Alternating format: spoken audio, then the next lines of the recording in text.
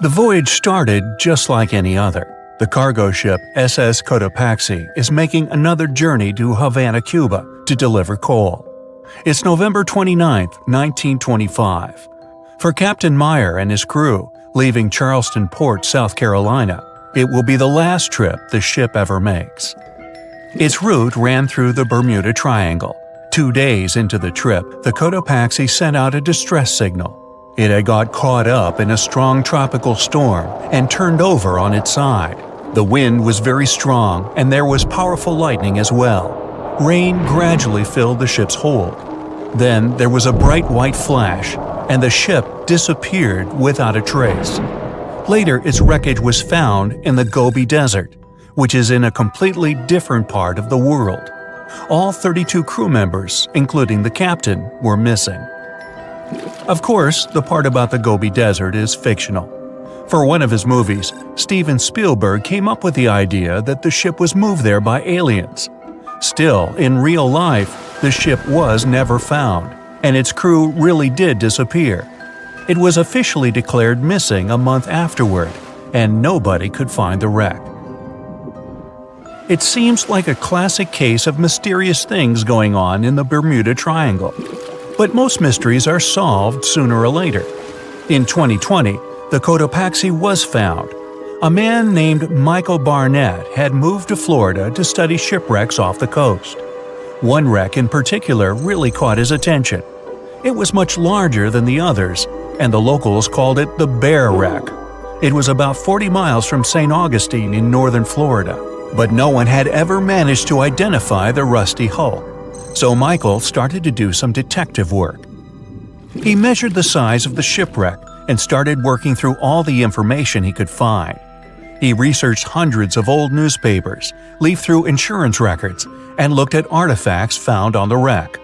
After hundreds of hours of hard work, Michael was sure it was the Cotopaxi. But a few years before, there had been a rumor that the same ship had been found off the coast of Cuba.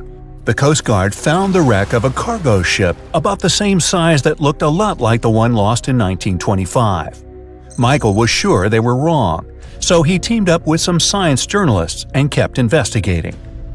Soon they discovered something that seemed to confirm Michael's belief. Divers found brass valves with the letters SV on them in the wreckage of the ship.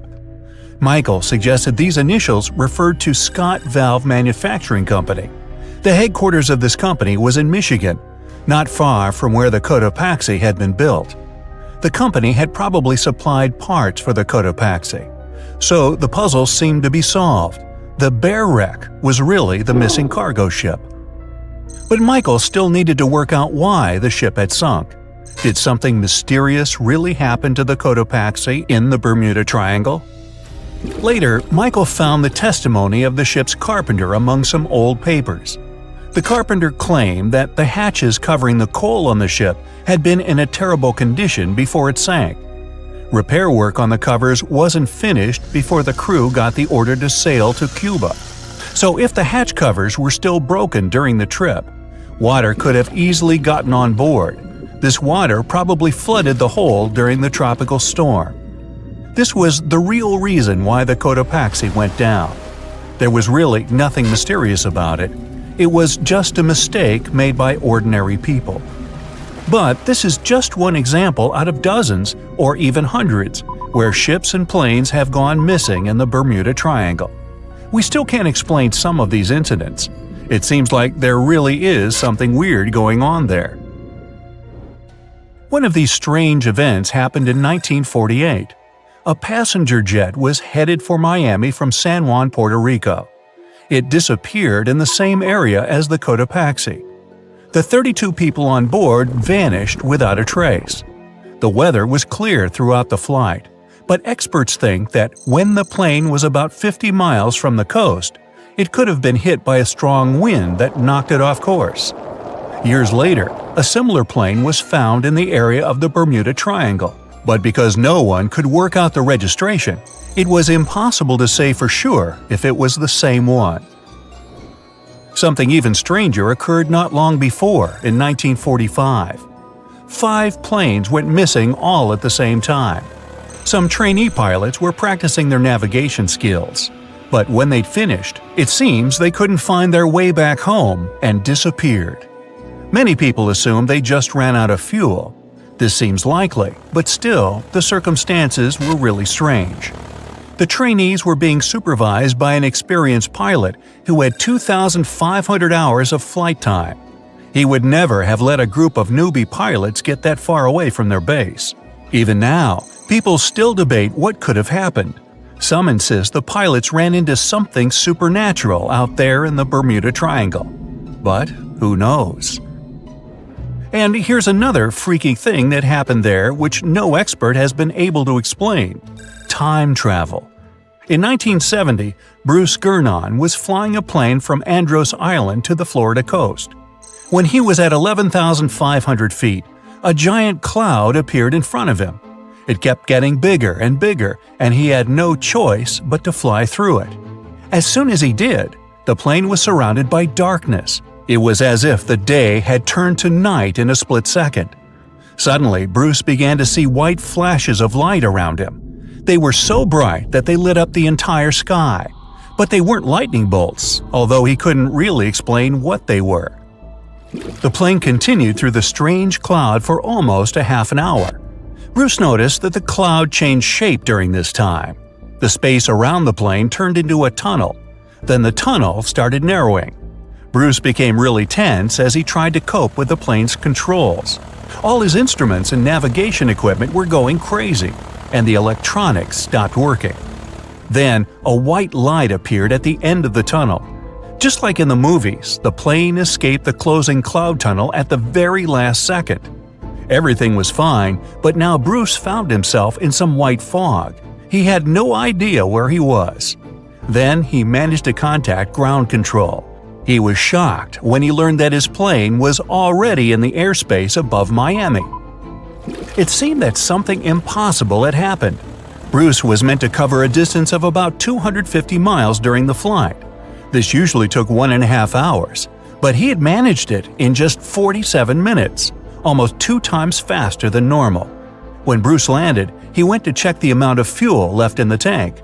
It turned out he'd used up a lot less than the normal amount of fuel as well. Could there be a logical explanation for the time-traveling plane? Well, records show that a large number of sunspots were detected on the surface of the sun that day, and there was a strong solar wind. This could easily have made the electronics and devices on the plane go crazy. But what about the mysterious cloud? The Florida coast is a place where 2 large air currents meet. One has a high pressure and the other is a low pressure one. This causes a lot of storm clouds in the area. But people still debate how Bruce was able to cover the distance so quickly. Some people say that some kind of mysterious dark energy was involved. Others say it was a gravitational anomaly that curves space and time. Others think that Bruce is just a fraud. We still don't know the truth. So, is there really something supernatural about the Bermuda Triangle? Or is it all just coincidences and made-up stories? The truth is that no more planes and ships disappear in the Bermuda Triangle than anywhere else in the world.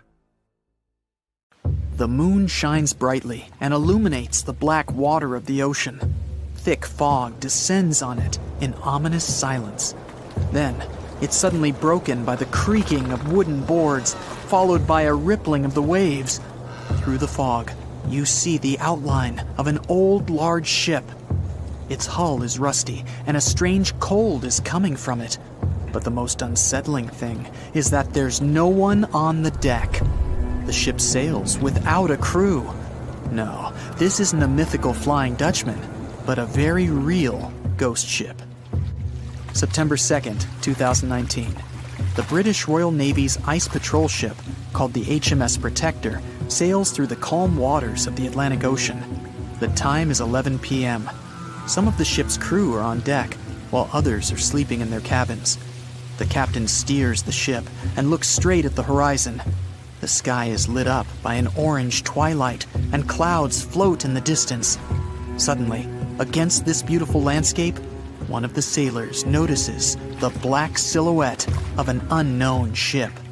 The captain slows down and steers the ship a little closer to the mysterious vessel. This is an old cargo ship, 250 feet long. Attempts to contact the crew members lead to nothing.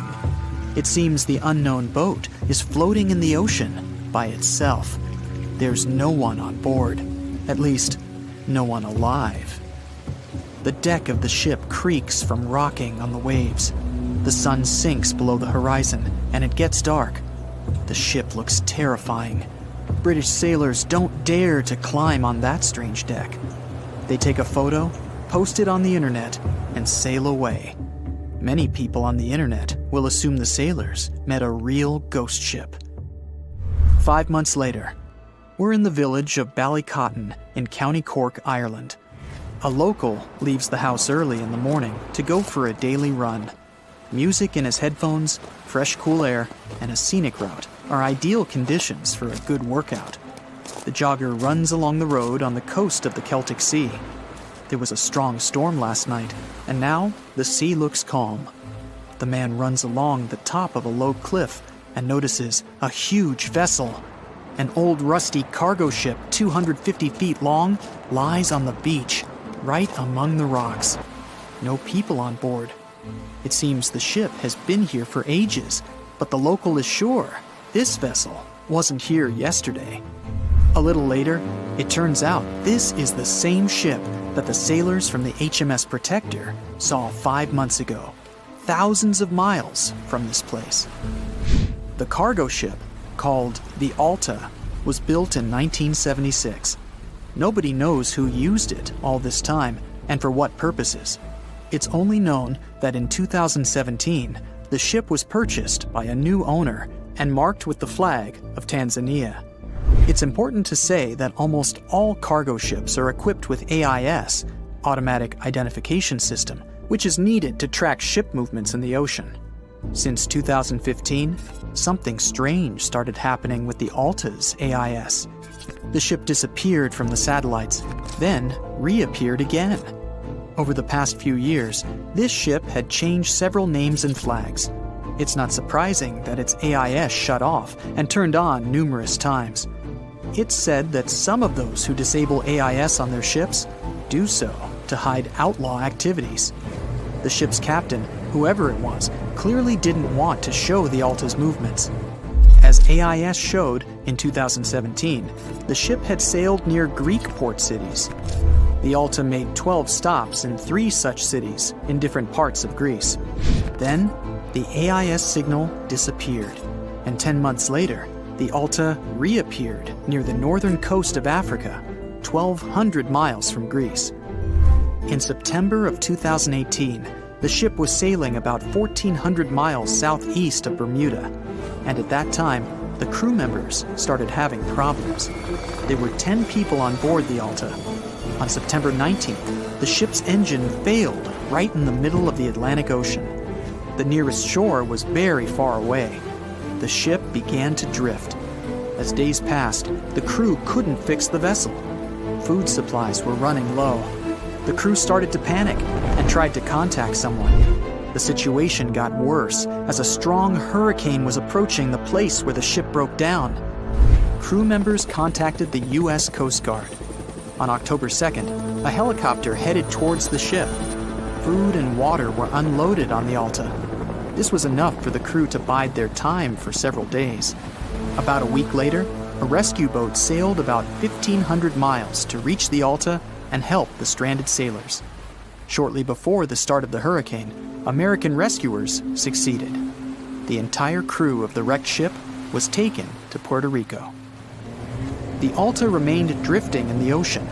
After a while, another ship arrived to tow it to the coast of Guyana.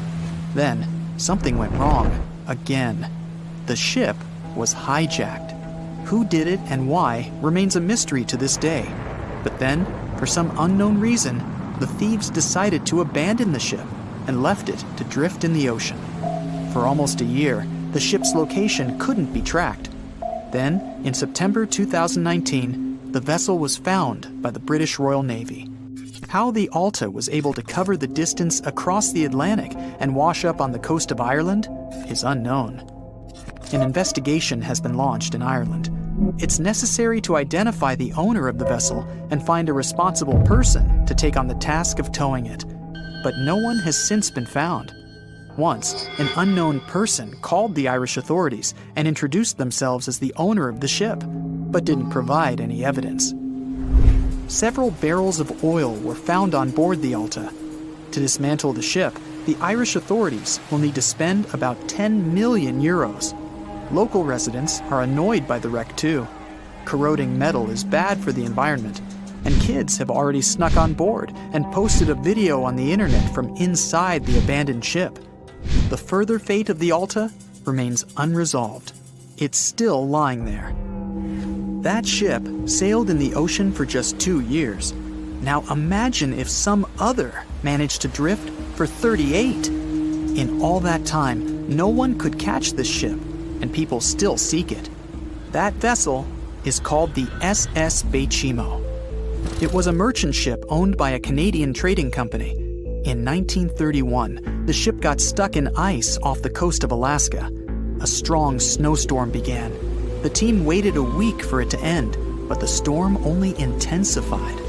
One day, the weather improved a bit, and part of the team was evacuated to the nearest city. Another part of the crew, with the captain, set up camp near the ship. The storm started again and didn't stop for a long time. The blizzard was so heavy that the ship's captain couldn't see beyond his arm's reach. Finally, when the storm was over, the captain saw that the ship simply vanished. He decided the Baychimo sank during the storm. A week later, the ship was found, drifting near the place where it was lost. The hull of the ship was damaged so badly that it was unsafe to sail on it. The captain decided to abandon the ship. However, it didn't sink. For the next 38 years, it was drifting at various points along the Alaskan coast. Several times, people climbed on the ship, including native Alaskan residents and a group of researchers. Attempts to save the vessel from the sea ended in failure. The salvage operations were hampered by drifting ice and bad weather. The last time it was seen was in 1969. The ship was frozen and blocked by the ice. In 2006, the government created a special project to find the Baychimo. However, in all these years, the ship still hasn't been found.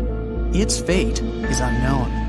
It's likely that the ship has finally found peace and is now lying on the seabed of the Chukchi Sea.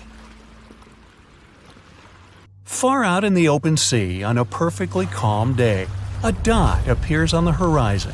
It grows in size as it gets closer, and soon you can see it's a ship. But when you look at it through the spyglass, chills go down your spine. The vessel is in perfect condition and its cargo is on board, but it's completely devoid of people, drifting listlessly along the current. That was what the captain of the Ellen Austin saw in 1881, and what brought his crew so many sorrows. In December of the previous year, the Ellen Austin, a big 210-foot-long ship, left the port of Liverpool to make its trip to New York. The ship was carrying a load of people hoping to find a better life in the New World. Captain A.J. Griffin took the vessel due southwest for a shorter voyage, and a few weeks into 1881, they found themselves north of the Sargasso Sea, known for its lack of winds and strong circling currents. Ships that got caught in those could lose control and keep on drifting in circles until they were dragged into the center. From there, they'd be incredibly lucky to get back past the currents, but more often than not, they stayed in the desolate desert of the sea forever. Worse still, the area belonged to the notorious Bermuda Triangle, which was already known to take down ships and make them disappear without a trace. The ship's crew were nervous, afraid of being in such a dangerous area so close to a sea that could bring them to a standstill. And ominously, some of the Sargasso Sea's calm must have escaped it, because the Ellen Austin lost its speed one day and fell adrift without the winds. It was fine, though. They had ample provisions and were still on schedule. Captain Griffin was walking around his ship, giving orders in a voice full of calm authority, and both his crew and passengers trusted him completely. But then, the lookout shouted from above that a ship was in sight. And indeed, when the captain looked in the direction the man was pointing, he saw a small schooner moving slowly into view and towards the Ellen Austin. As it came closer, it became apparent that the way the strange vessel moved wasn't right. The captain frowned and examined it through his spyglass. The schooner was untouched, but eerily silent. There wasn't a single soul on board. Derelict ships weren't that rare in the Atlantic at the time, but neither were pirates. Captain Griffin decided to wait and watch. After 2 days, the schooner was as quiet as always, and Captain finally thought it was fine to move in. He took a small team of sailors and boarded the stranded ship. There was nobody there indeed, but luck seemed to be on Griffin's side. The precious cargo of mahogany wood was still in the holds. The captain returned to the Ellen Austin and ordered his select men to take the smaller ship along to New York. The crew's spirits arose with the prospect of riches awaiting them upon arrival. When the winds blew strong again, the Ellen Austin continued its voyage, with the unnamed vessel tagging along. But after a couple of days, the ships were caught in a powerful storm and got separated. The wind, rain, and waves beat them for several days in a row. When the weather finally cleared, Captain Griffin ordered to find the schooner. They searched for another day until they finally found it adrift, way off the course. Griffin hailed his men on board the smaller ship, but no one answered. A party of sailors went to investigate and returned with their faces white with fear. The whole prize crew went missing in the storm. The captain wasn't one to lose such a valuable find, though, and ordered another team to take control of the schooner. Reluctantly, the sailors obeyed, and the two ships continued their voyage. They agreed to stay as close as possible to one another and ring their bells at set intervals at night to let each other know they were fine. Several nights went all right, with bells ringing reassuringly every hour. But one day, a thick blanket of fog fell on the sea and almost completely blocked their vision. The ships went on regardless and started sounding their bells earlier. When night came, the fog was still there, but the bells were the sound of life. Until they stopped. Captain Griffin rang the bell once, then twice. No answer. The crew lit the fires and looked out into the sea intently, but the fog hadn't lifted, and they couldn't see a thing in the swirling abyss beyond the ship's board. Nobody could sleep that night, and they waited in silence until the break of dawn. The first rays of sun made the fog slowly disperse, and the whole crew went to the edge of the deck with heavy hearts. There was still hope in them, until the last strands of the mist went away, revealing a vast, calm, and most importantly, empty ocean. The nameless schooner was gone, and so was the second team of the Ellen Austin sailors. The ship sailed the rest of the way to New York in grave silence. Once it arrived at the port, the passengers were only too happy to leave the vessel, and no one so much as turned their head as a goodbye. That was the ship's last voyage as the Ellen Austin. That same year, it was sold to a German shipping company and renamed Meta. No one ever found the derelict schooner or the sailors that went missing with it. And that would probably be the end of this mysterious and unresolved story, if it held at least a little bit of the truth. In reality, none of the enigmatic things in the narrative actually happened. The Ellen Austin did indeed leave Liverpool and headed southwest to New York, and its captain was really A.J. Griffin, taking people to the American continent. But from here, the story falls apart. First of all, the ship went way too far to the north to pass the Sargasso Sea so closely. There was simply no reason to make a detour so broad. Even though the westerly winds were strong, it was still faster to take them head-on than to go in a southerly direction. So the Ellen Austin was probably nowhere near the Sargasso Sea and the Bermuda Triangle. Secondly, the triangle itself has been proven time and again to be nothing but a work of fiction. In fact, it gained popularity in the middle of the 20th century, while nobody even thought of drawing a triangle in the Bermuda area before that. The mystery was popularized by science fiction writers and became a common myth, while no serious research proved it any more dangerous than other parts of the world's ocean. So the crew of the Ellen Austin weren't even aware of the Bermuda Triangle back then, let alone afraid of it. Thirdly, the whole story was told and retold by magazines and mystery-loving personalities with ever-changing details. It first appeared in a newspaper in 1906 and already had the date wrong. The article said the voyage took place in 1891 instead of 1881. Later, the story resurfaced in 1935 on the radio with the wrong name of the captain. It was Baker, not Griffin.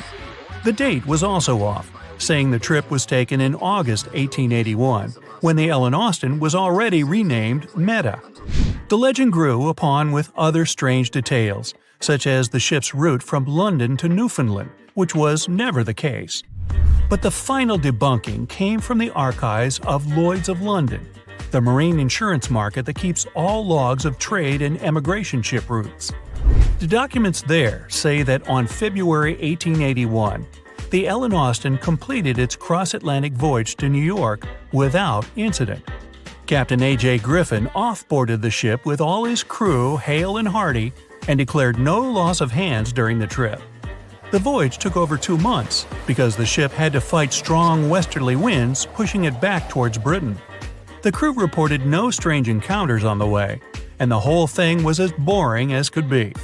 And even the passengers must have been smiling when they stepped on the American soil at last, unaware of the phony baloney story they were about to be a part of. The Costa Concordia. The Costa Concordia. The Costa Concordia. The Costa Concordia. The Costa Concordia. Costa Concordia. The Costa Concordia. Costa Concordia. The Costa Concordia disaster is a tragedy that took dozens of lives, yet went down as completely avoidable and should have never happened. The disaster was caused by the captain going off course, and it wasn't to dodge an iceberg or fix an engine issue. He wanted to pull a flashy stunt called a sail-by salute. That's when a massive cruise ship sails way too close to shore so people on land can wave. Unfortunately, it became the most catastrophic high in history, claiming 32 lives. It was 2012. Over 4,000 people boarded the Costa Concordia for a chill 7-day Mediterranean cruise. But Captain Francesco Schettino wasn't content with just following a safe, boring route. So on January 13th, after leaving Civitavecchia, Italy, he steered toward Giulio Island to pull off his grand salute. Did he have authorization? Nope. So he ordered the crew to change course, and it went something like, "Listen guys, let's head this way." But the helmsman heard "that way," and without a translator handy, the ship took the wrong turn straight into the rocks. There was a magic show going on when the lights suddenly went out. At first people thought it was part of the act, but then came a horrendous, loud crash, and everyone started to panic. The ship rolled onto its side, and suddenly, it became impossible to access lifeboats. Some passengers had no choice but to jump into the cold sea and swim for land. And this wasn't just cold water, it was hypothermia cold, the kind that freezes your muscles and shuts down your arms and legs in minutes. And to make things worse, the ship hadn't even run an emergency drill, so it was total chaos. At some point, Captain Schettino abandoned the ship. Later he blamed the disaster not on himself, but on the rocks. Yes, he literally said the rocks weren't marked on his charts, and that was the real problem. After the disaster, cruise lines tightened their safety rules, so now every passenger has to do a muster drill before any cruise ship even leaves port. A little late, but at least they finally figured that one out. On December 19, more than 1,500 people perished. Now, if you thought the Costa Concordia was bad, meet Dona Paz. This was chaos on a whole new level. So much so, it holds the world record for the largest maritime disaster ever, in terms of lives lost. And if you're looking for someone to blame the must-see movie the captain chose to watch instead of, steering.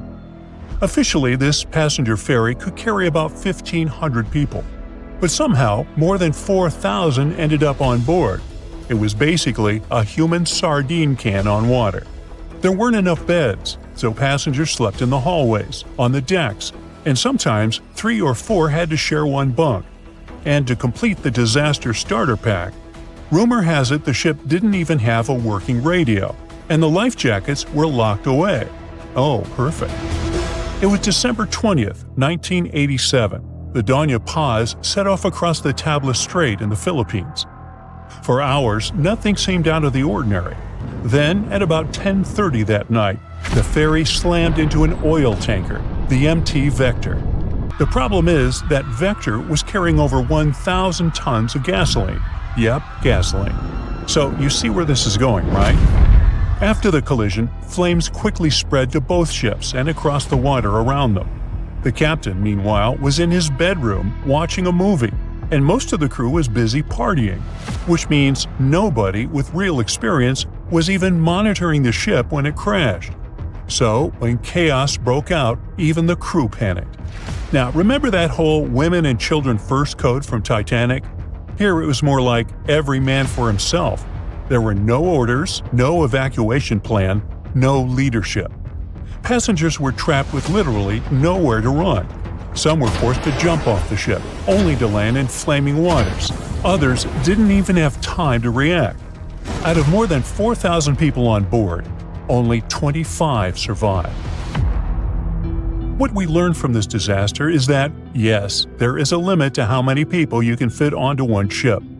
Afterward, the Philippine maritime industry finally enforced stricter safety standards and got a lot tougher about passenger limits. So no, you won't be sharing a bunk with a random stranger if you get on a ship there today. If the Dona Paz is known as Asia's Titanic, then the MV Joola is Africa's version of it. In 2002, this ferry was supposed to make a trip from Zinchenko to Dakar. The Joola was designed to carry about 580 passengers, but on the day of the disaster, it had more than 3 times that number on board. So, from the moment it left port, the ship was already leaning to one side. To escape the hot, overcrowded cabins, many passengers gathered on the upper deck, where students were chatting, playing cards, or flirting far from their parents' eyes. But when night fell, those life-is-good vibes disappeared fast. Dark clouds rolled in, and strong winds started rocking the ferry. As rain started pounding the Joola's deck, hundreds of passengers rushed inside. Then the ship suddenly tilted hard to the left, and water came pouring in. The cargo hadn't been tied down properly, so it all slid to one side. Even a heavy generator broke loose, and suddenly everything went dark. Panic spread. People grabbed onto anything they could, railings, ropes, other passengers, but the ship tipped too far. Within minutes, the ferry capsized off the coast of Gambia. Most of the travelers were trapped inside. Only 64 people survived. Even after 2 decades, no one has truly been held accountable. Some blame bad weather, but others say it was human error, and honestly, there were plenty of those. Too many people on board, warnings ignored, and a painfully slow rescue. Let's just hope nothing that tragic ever happens again.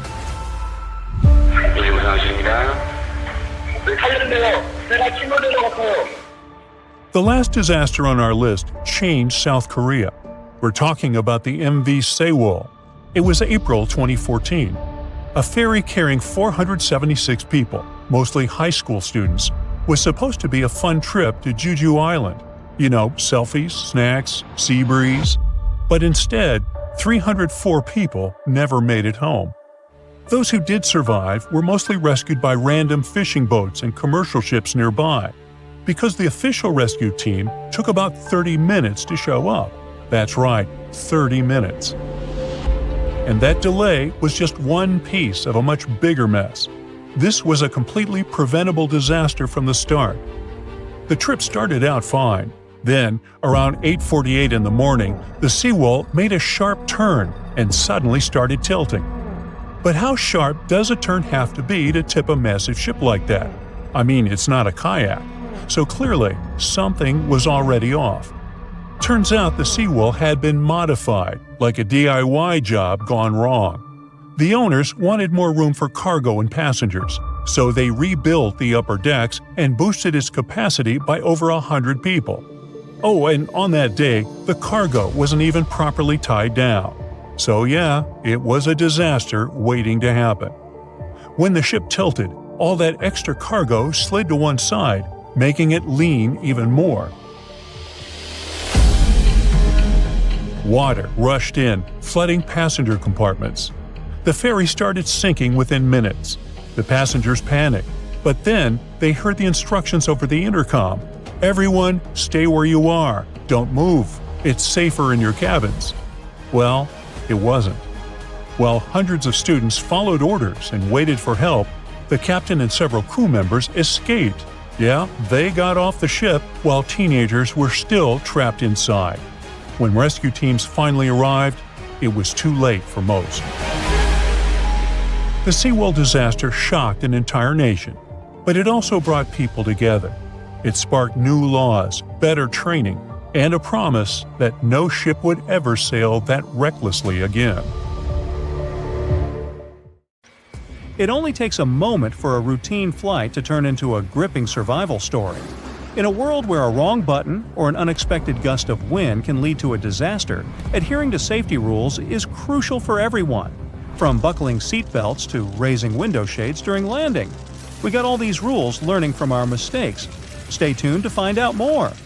A flight had a crazy mid-air moment in 1993 when the pilot accidentally deployed the wing slats, the part on the leading edge of the wing.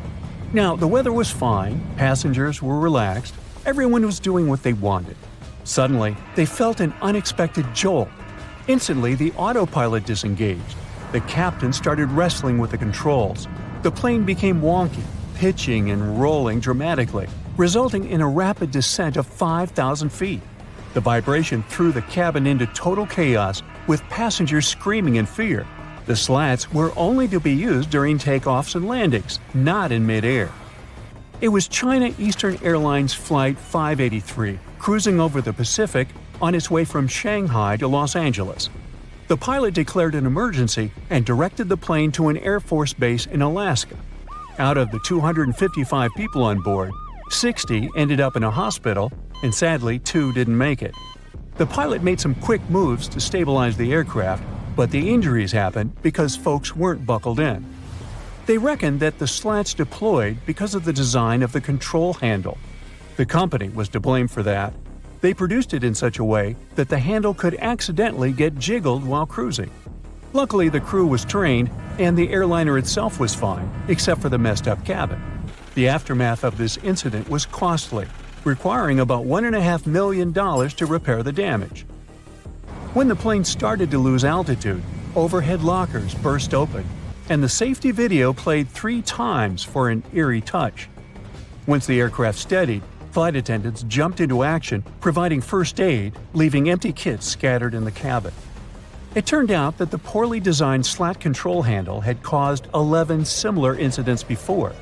The captain probably nudged it accidentally while fixing the speed controls. The lack of pilot training on high-altitude issues and the stall warning system made things worse. If the passengers had kept their seatbelts on, injuries would have been way less severe. This has been the case during many other accidents. You probably know this airplane announcement. Even when the seatbelt sign is off, buckle up when you're seated. Experts say it's a good call. While flying is safe, keeping that seatbelt on is smart because you might hit unexpected turbulence. It's about keeping you secure during that bumpy, jarring time, especially that sneaky one during stormy weather. Sarah Wilson, the president of the Association of Flight Attendants, thinks the seatbelt sign should be turned on throughout the entire journey. Predicting turbulence is like trying to guess the weather. It's not 100% accurate. Turbulence can happen anywhere. Aircraft are tough. They can handle really bad turbulence. The real risk is getting injured during turbulence, not planes falling apart. It's rare, but accidents still happen.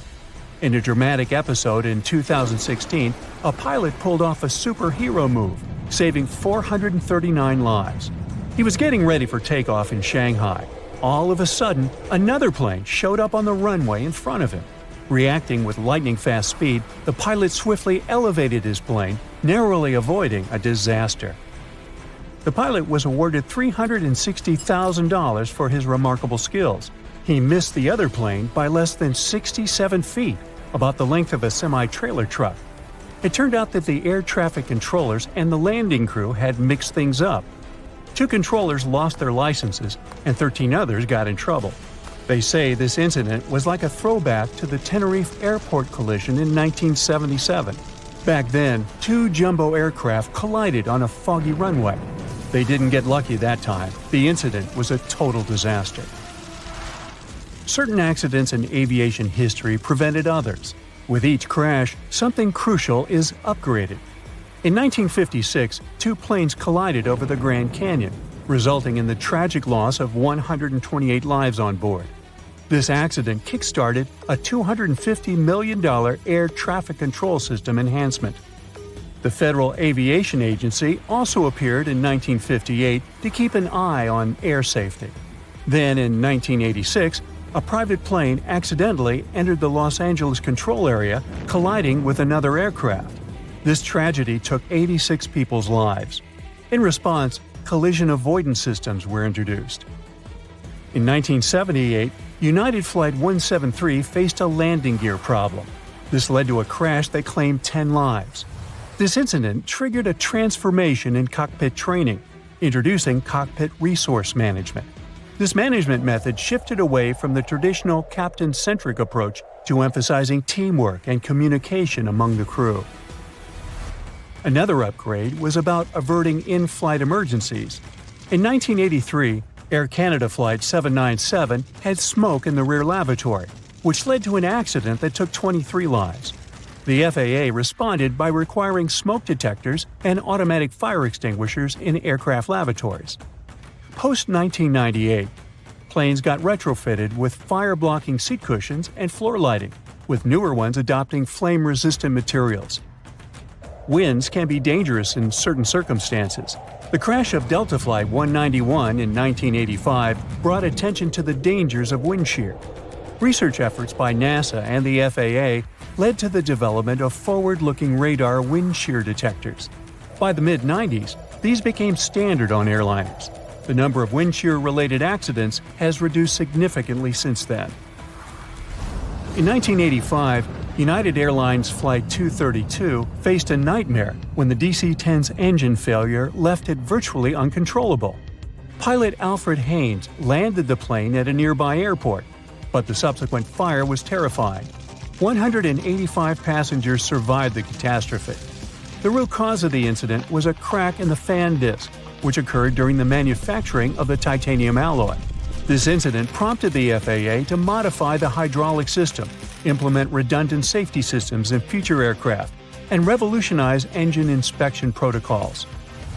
In 1988, a big chunk of an Aloha flight's fuselage ripped off in mid-flight. In an instant, the cabin was torn open, leaving the passengers exposed to the open sky. Despite the chaos, the pilots managed a safe landing, with only 1 fatality. The NTSB found that corrosion and fatigue damage, which had accumulated over 89,000 flight cycles, had caused this accident. The plane had been used for short-hop pressurized flights between the Hawaiian Islands. Shortly after, the agency initiated the National Aging Aircraft Research Program in 1991. This program tightened inspection and maintenance standards, especially for high-use and high-cycle planes. About 80% of mishaps happen in the first 3 minutes after takeoff or the last 8 minutes before landing. Keep your eyes peeled during these times, and your survival chances will go up. Now, don't let that freak you out. The odds of actually getting into a plane crash are like 1 in 11 million. That's the same possibility as being struck by lightning in a given year in the United States. Planes, on the other hand, often get struck by lightning, but they're built to handle it. Each plane probably gets zapped about once every year or every 3,000 hours it's up in the sky. But there hasn't been a lightning-related accident since 1967.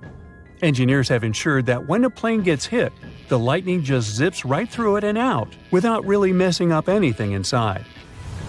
Let's delve into the fascinating mechanics of how planes stay airborne. The wings are important, but it's not just about them. There are 4 forces at play: lift, thrust, drag, and weight. The little tails on the ends of wings are called winglets, and they help reduce air swirls, making the aircraft slicker and faster. There's a reason why lights dim when a plane lands at night. It prepares everyone for a quick evacuation, helping the eyes adjust to the dark should the landing go awry. You're in a bright room filled with obstacles, and suddenly the lights go out and you're asked to dash for the exit. Tricky. Flight attendants also ask you to raise those window shades during landing. In case of an emergency, they want you to be able to see what's outside and figure out if one side of the plane is better for a quick escape. If you're wondering where the safest spot in an airliner is, it's in the back. According to research conducted by Popular Mechanics, spanning from 1971 to 2005, sitting in the back gives you a 40% better shot at making it through an accident. Almost as importantly, you're closer to the restrooms. The airplane involved was a Beechcraft Bonanza single-engine aircraft. On board, pilot Bruce Gernon had 2 passengers, his father and business partner. They took off from Andros Island in the Bahamas and headed northwest for the Florida coast. It was December 4, 1970. If you draw up a map, trace a line connecting the island of Bermuda, Puerto Rico, Miami, and back to Bermuda, what do you get? Yes, it's a triangle, a sinister polygon known for mysteriously swallowing over 2,000 ships and 200 aircraft over the centuries. Bruce Gernon's plane was within its hungry grasp. But this was a typical flight Bruce had made dozens of times before. The trip usually took about an hour and a half, with no hiccups or mysterious phenomena whatsoever. The men were no more concerned than you would be during your daily commute to work. Oh, but this time would be different. They would face very unusual circumstances indeed. Bruce took off and started gaining altitude. Strange things started happening right from the get-go. At an altitude of about 1,000 feet, he noticed a small cloud up ahead. But it kept growing. Not from the plane getting closer, this thing was actually getting bigger in size. Bruce had to fly through it, and he came out the other end just fine. Another mysterious cloud appeared at 11,500 feet. This one was massive, and Bruce had no other choice but to fly through it too. So he concentrated, took a deep breath, and in they went. At that moment, it got dark as night all around the aircraft. Not a single sliver of sunshine got through. But this wasn't a storm cloud, and it wasn't raining. Bruce was starting to get worried, and then, bam! He saw flashes of white light. They would appear and vanish quickly like lightning. But this pilot knew this certainly was no lightning. The flashes were so bright, they lit up the whole space around them.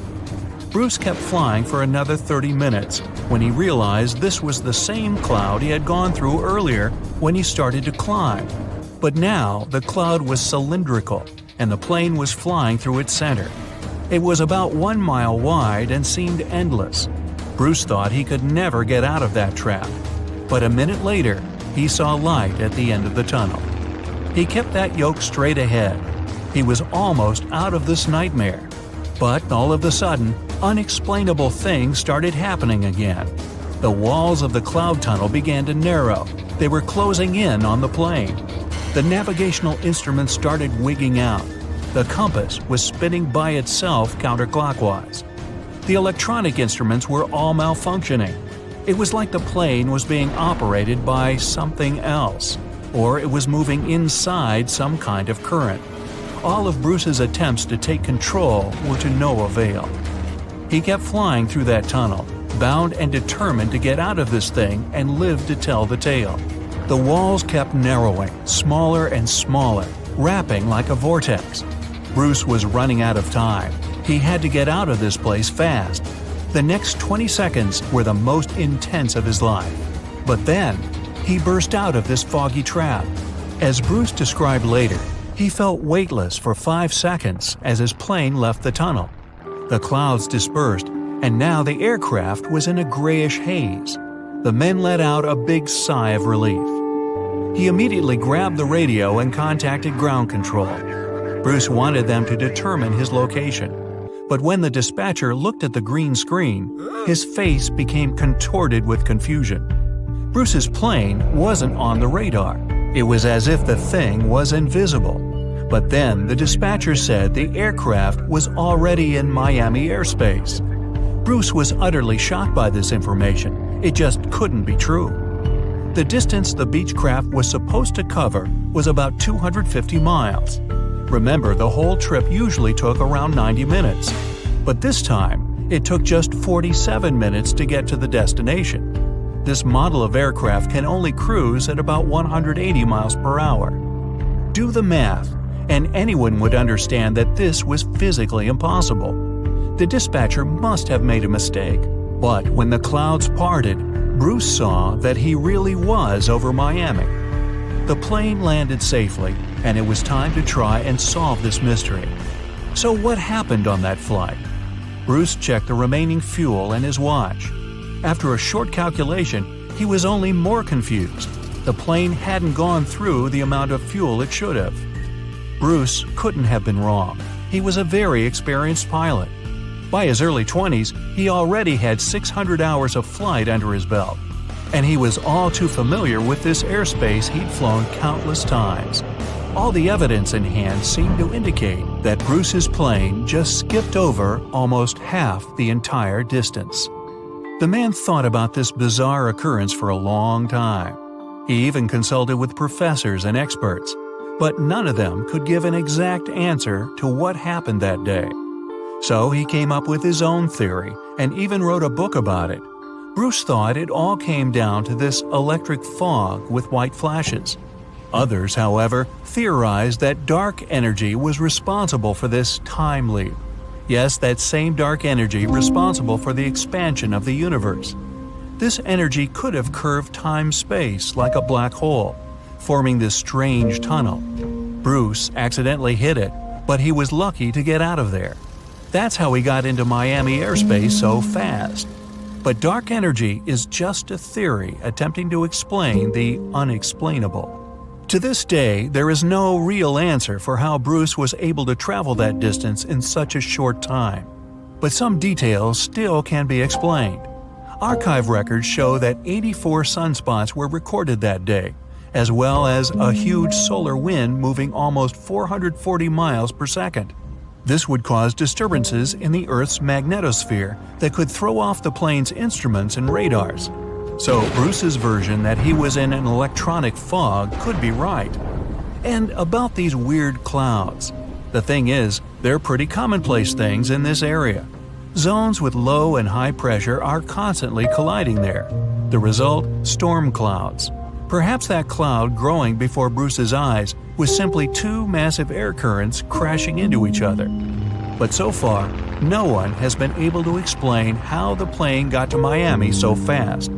Well, maybe in the future the truth will be revealed.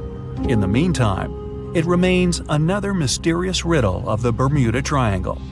But it's still by far not the most shocking incident there. In 1945, a total of 5 planes went missing in the Bermuda Triangle all at once.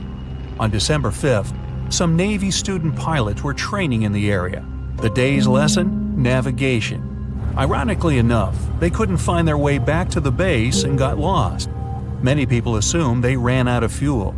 This is likely to have caused the incident, but the circumstances were very strange.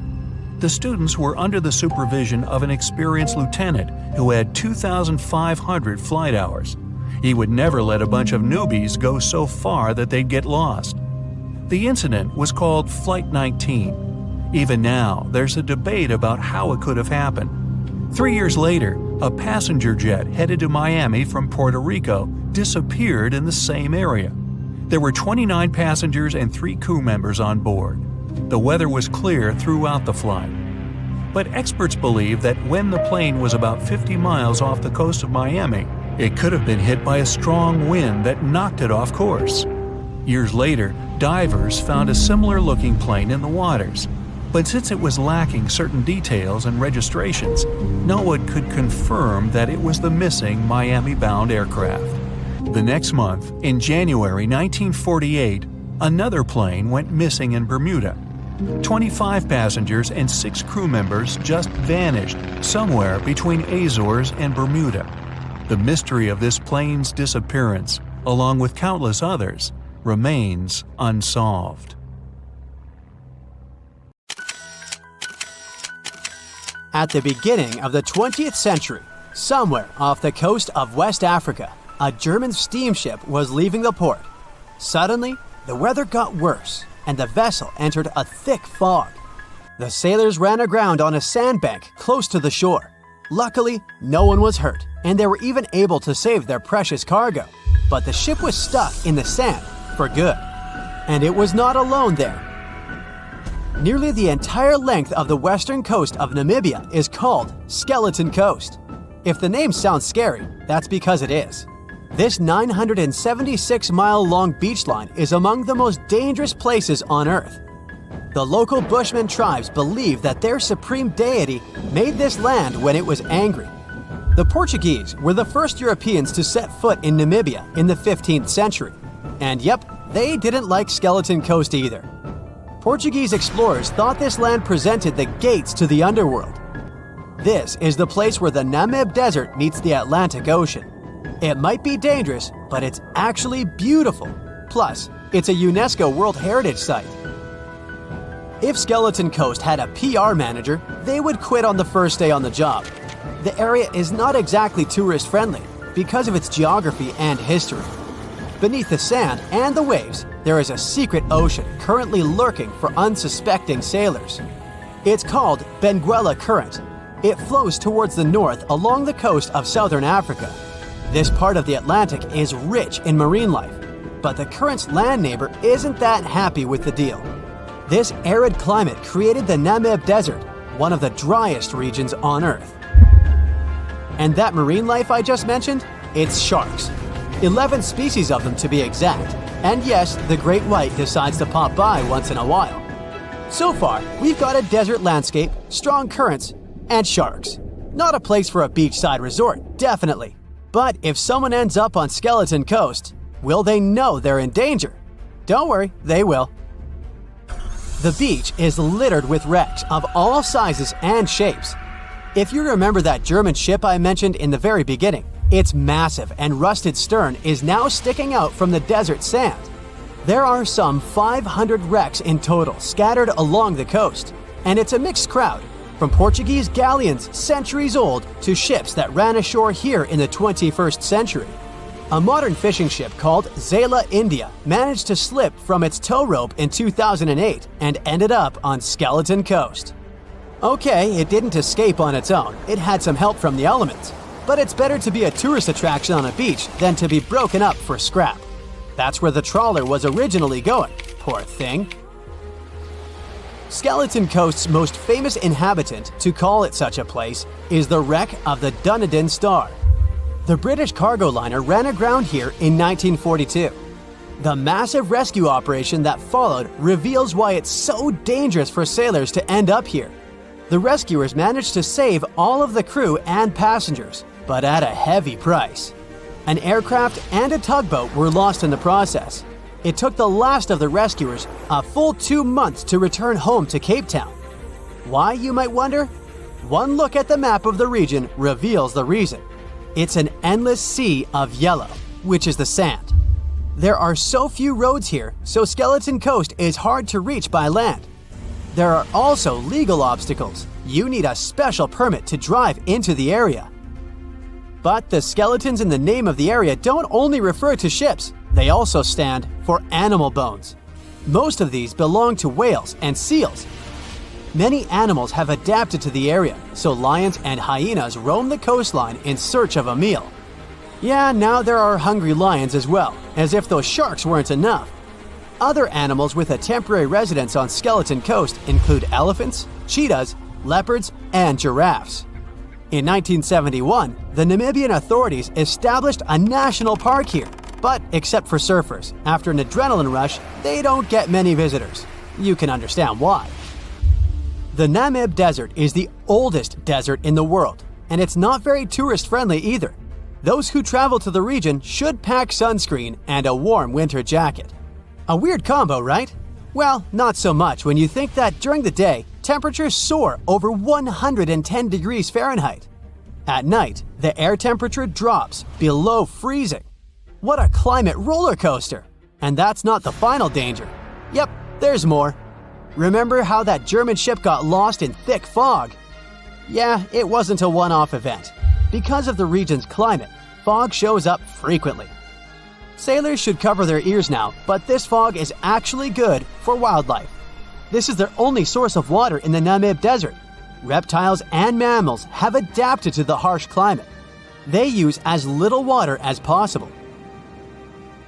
Shifting sands, thick fog, strong currents, lions, and sharks. Not the stuff you would put in a tourist booklet, but Skeleton Coast isn't the only beach on Earth you wouldn't want to spend your vacation on. I will take you to Cape Tribulation in Australia. The area covers some 48 square miles in the northwestern part of the continent. And no, the area is not as dry as Skeleton Coast. It's part of the Daintree rainforest. You could say that here, it is the rainforest, not the desert that meets the ocean. The beach at Cape Tribulation is straight from a postcard. But looks can be deceiving. Australia? Probably sharks. No, crocodiles are out here to get you if you decide to go for a dip in the sea. There are saltwater crocodiles that the locals call salties. Well, that's a cute nickname for such a dangerous reptile.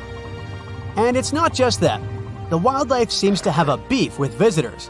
From October to June, the waters around Cape Tribulation are full of box jellyfish. Their venom affects the human cardiovascular system. When touched by a jellyfish out at sea, swimmers won't have enough time to reach land for help. Vinegar helps neutralize the sting, so you might want to keep a spare bottle in your luggage. Crocodiles and jellyfish sound dangerous, but there's one more animal you should look after. It's the wild boar. It might sound funny, but you won't laugh when you're being chased by one of these across the beach. 21 million wild boars live in Australia. They're mostly active at night, making it even more dangerous if they charge at you. The best defense is running in circles. Wild boars can't cut corners well. That's probably why we don't see many of them taking up careers as race drivers. Cape Tribulation has one last danger installed for you, and it's not an animal. Out here, even the trees are plotting against visitors. The stinging tree got its name for a reason. If you try to pick one of its beautiful red berries, it'll fight back. Its prickles are like tiny glass shards. The less than pleasant effect on your skin will last for a month. Then there is this wait a while bush. Who keeps naming them like this? This long vine has spikes that grab hold and just don't let go. They are so strong they can pull a human off a horse. You'll have to wait for someone to come by and save you from this thorny grabber. If you are about to cross this Australian beach from the vacation list, hold on for a second.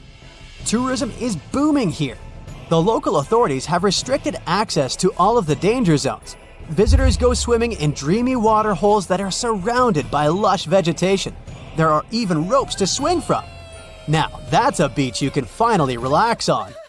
The voyage started just like any other. The cargo ship SS Cotopaxi is making another journey to Havana, Cuba, to deliver coal. It's November 29, 1925. For Captain Meyer and his crew, leaving Charleston Port, South Carolina, it will be the last trip the ship ever makes. Its route ran through the Bermuda Triangle.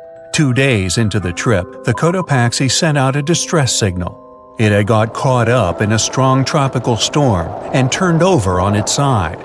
The wind was very strong and there was powerful lightning as well. Rain gradually filled the ship's hold. Then there was a bright white flash, and the ship disappeared without a trace. Later, its wreckage was found in the Gobi Desert, which is in a completely different part of the world. All 32 crew members, including the captain, were missing. Of course, the part about the Gobi Desert is fictional. For one of his movies, Steven Spielberg came up with the idea that the ship was moved there by aliens. Still, in real life, the ship was never found, and its crew really did disappear. It was officially declared missing a month afterward, and nobody could find the wreck. It seems like a classic case of mysterious things going on in the Bermuda Triangle.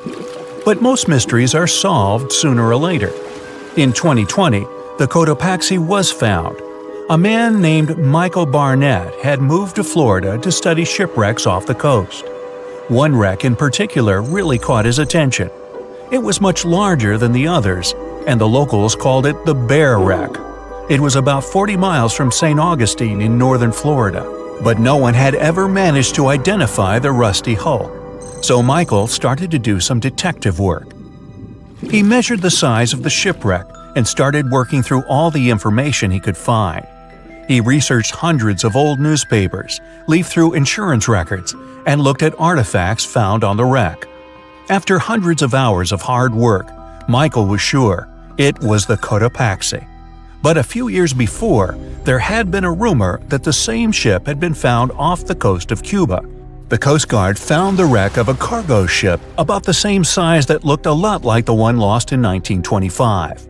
Michael was sure they were wrong, so he teamed up with some science journalists and kept investigating.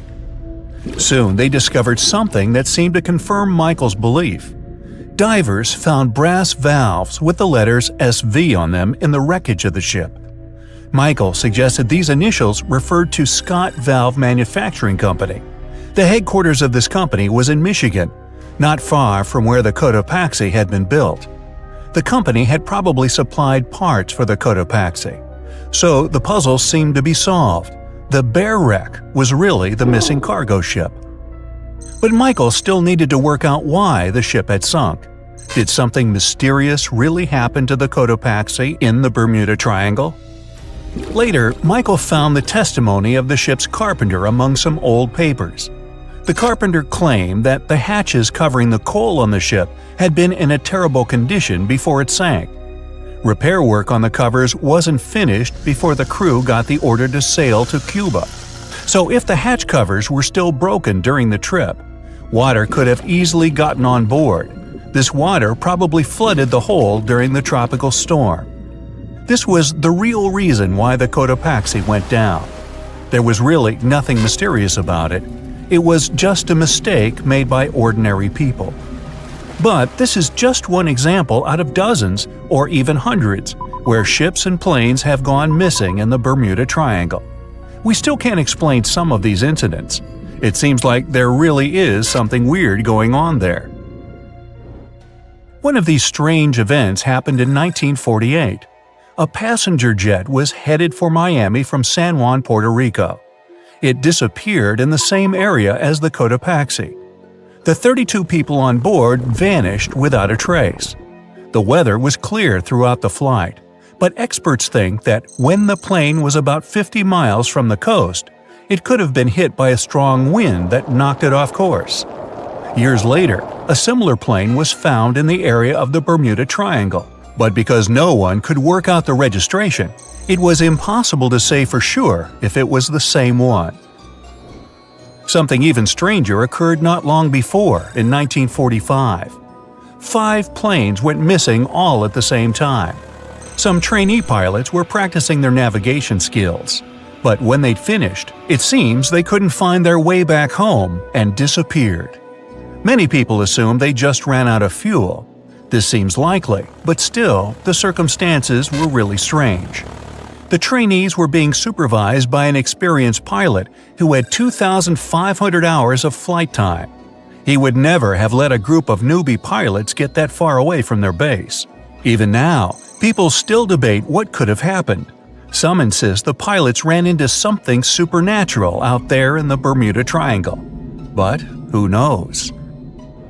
And here's another freaky thing that happened there which no expert has been able to explain. Time travel. In 1970, Bruce Gernon was flying a plane from Andros Island to the Florida coast. When he was at 11,500 feet, a giant cloud appeared in front of him. It kept getting bigger and bigger, and he had no choice but to fly through it. As soon as he did, the plane was surrounded by darkness, It was as if the day had turned to night in a split second. Suddenly, Bruce began to see white flashes of light around him. They were so bright that they lit up the entire sky. But they weren't lightning bolts, although he couldn't really explain what they were. The plane continued through the strange cloud for almost a half an hour. Bruce noticed that the cloud changed shape during this time. The space around the plane turned into a tunnel. Then the tunnel started narrowing. Bruce became really tense as he tried to cope with the plane's controls. All his instruments and navigation equipment were going crazy, and the electronics stopped working. Then, a white light appeared at the end of the tunnel. Just like in the movies, the plane escaped the closing cloud tunnel at the very last second. Everything was fine, but now Bruce found himself in some white fog. He had no idea where he was. Then he managed to contact ground control. He was shocked when he learned that his plane was already in the airspace above Miami. It seemed that something impossible had happened. Bruce was meant to cover a distance of about 250 miles during the flight. This usually took 1.5 hours, but he had managed it in just 47 minutes, almost 2 times faster than normal. When Bruce landed, he went to check the amount of fuel left in the tank. It turned out he'd used up a lot less than the normal amount of fuel as well.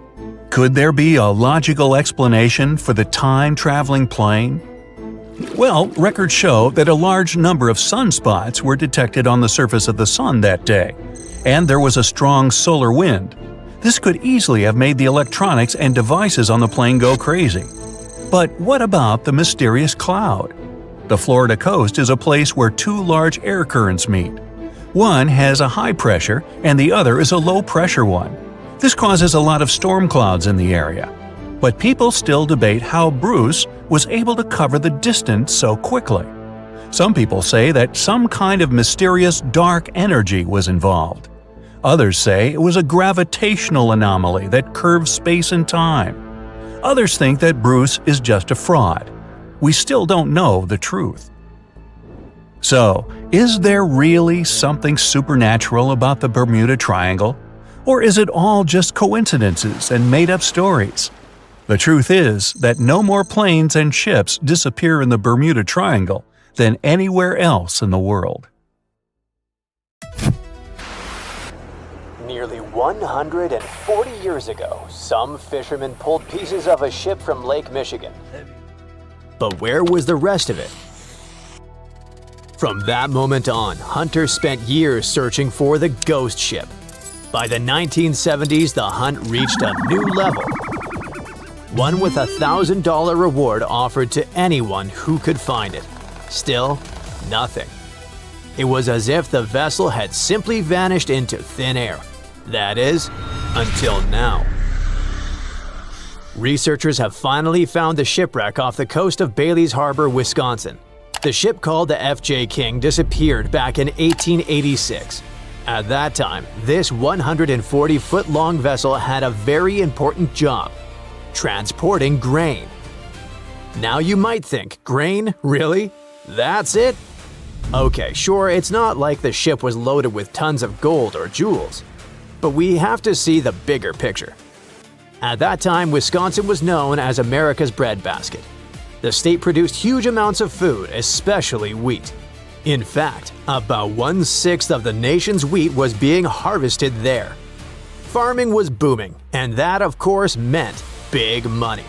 The FJ King was part of that golden era. For about 19 years, it successfully carried and traded grain and iron ore through the Welland Canal. That is, until September 15th, 1886. That day, the crew were on their journey to carry iron ore from Michigan to Chicago.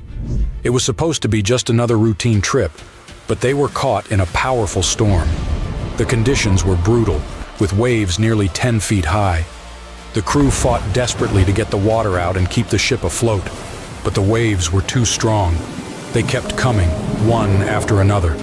The men worked hard until they couldn't go on anymore. The waves were splitting the ship's seams. At this point, a catastrophe was inevitable. So Captain William Griffin gave the order, "Abandon ship." They had no choice but to get out. The men grabbed their belongings as fast as they could and climbed into the ship's small yawl boat. It was 2 a.m. Everything around them was dark. As they tried to get closer to shore, the FJ King went down, bow first. And then suddenly, boom! The crew watched in shock as the ship's stern deckhouse blew off, sending the captain's papers 50 feet into the air. They stayed in the small boat until they were picked up by a passing schooner called La Petite. The crew took them to Bailey's Harbor, and moments later, Captain Griffin filed a wreck report. That's when the real mystery began. In his report, the captain said the ship had gone down about 5 miles off the shore of Lake Michigan. But that was just what he thought. I mean, it wasn't based on any instruments, readings, or anything like that. It was just what he remembered from that night.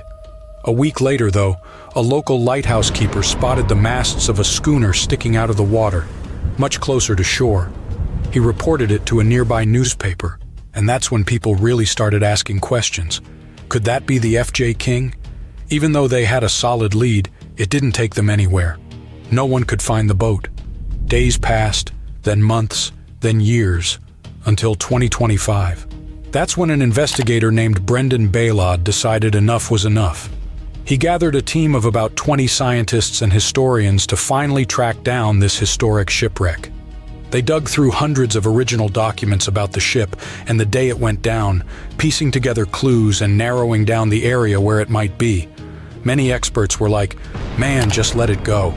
And to be fair, they had every reason to feel discouraged. After all, that whole area had already been searched over and over. There was just no way the ship could still be out there. But Bayod didn't give up. Okay, truth is, he also thought it was a long shot. But working to find the ghost ship had other perks. His team wanted to get some hands-on experience with a brand new super advanced sonar. With that in mind, they set out on their mission, heading to Lake Michigan on June 28th. Okay, great. But where do you even start? First, Bayod had to clear something up. Back when the wreck happened, who was actually telling the truth about the ship's location? The captain or the lighthouse keeper? Getting that answer would point them in the right direction. Then, Bayod thought about something that might have already crossed your mind. How could the captain really know where they were? It was pitch black. He'd just been struggling to keep his ship afloat. He couldn't see much. He was exhausted and probably hungry. He definitely wasn't thinking straight. That's when the investigator realized the lighthouse keeper's directions were probably more accurate.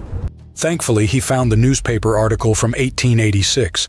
You know, the one I mentioned earlier, where the lighthouse keeper gave a more specific detail about where he'd last seen the ship's masts. What the investigator did next was draw a 2-square-mile grid around that location, and the team decided to map the lake bottom inside that grid using their fancy tech. So, there they were, aboard the Shoreline, a tour boat that usually carries sightseers along the peninsula. But that day, they didn't really expect to find anything. Their only goal that afternoon was to test their new side-scan sonar, one with much greater capability than the previous model the crew had been using. But then, after about 2 hours of searching, something strange happened. The sonar was sending out sound waves to map the dark floor of Lake Michigan when it started to act a little differently. And as the images began to stitch together, they revealed a shape that was impossible to mistake. A ship. Bingo. They'd found it. Turns out the wreck was less than half a mile from where the lighthouse keeper had said it would be. At this point, some of the crew had to pinch each other. They couldn't believe their eyes. They were shocked, not only because they'd found the ship so quickly, but also because of how well it was preserved. You see, the investigators were hopeful, but they also thought the ship would be shattered into pieces. After all, it had been carrying iron ore, and the weight of all that metal could have torn it apart even more. But no.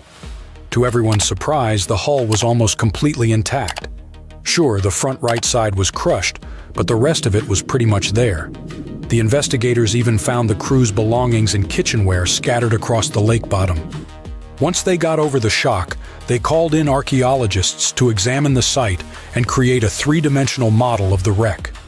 This is the 5th major shipwreck Bayod and his team have found in the last 3 years, but the truth is, this region is full of mysteries still waiting to be uncovered. The The F.J. King is just one of around 6,000 ships that were damaged or destroyed in incidents across the Great Lakes during the 1800s.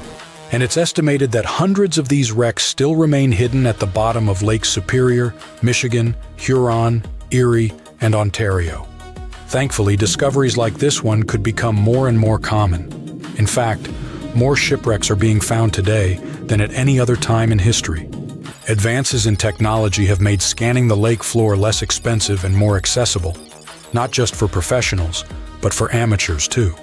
And the profile of these modern-day shipwreck hunters has changed.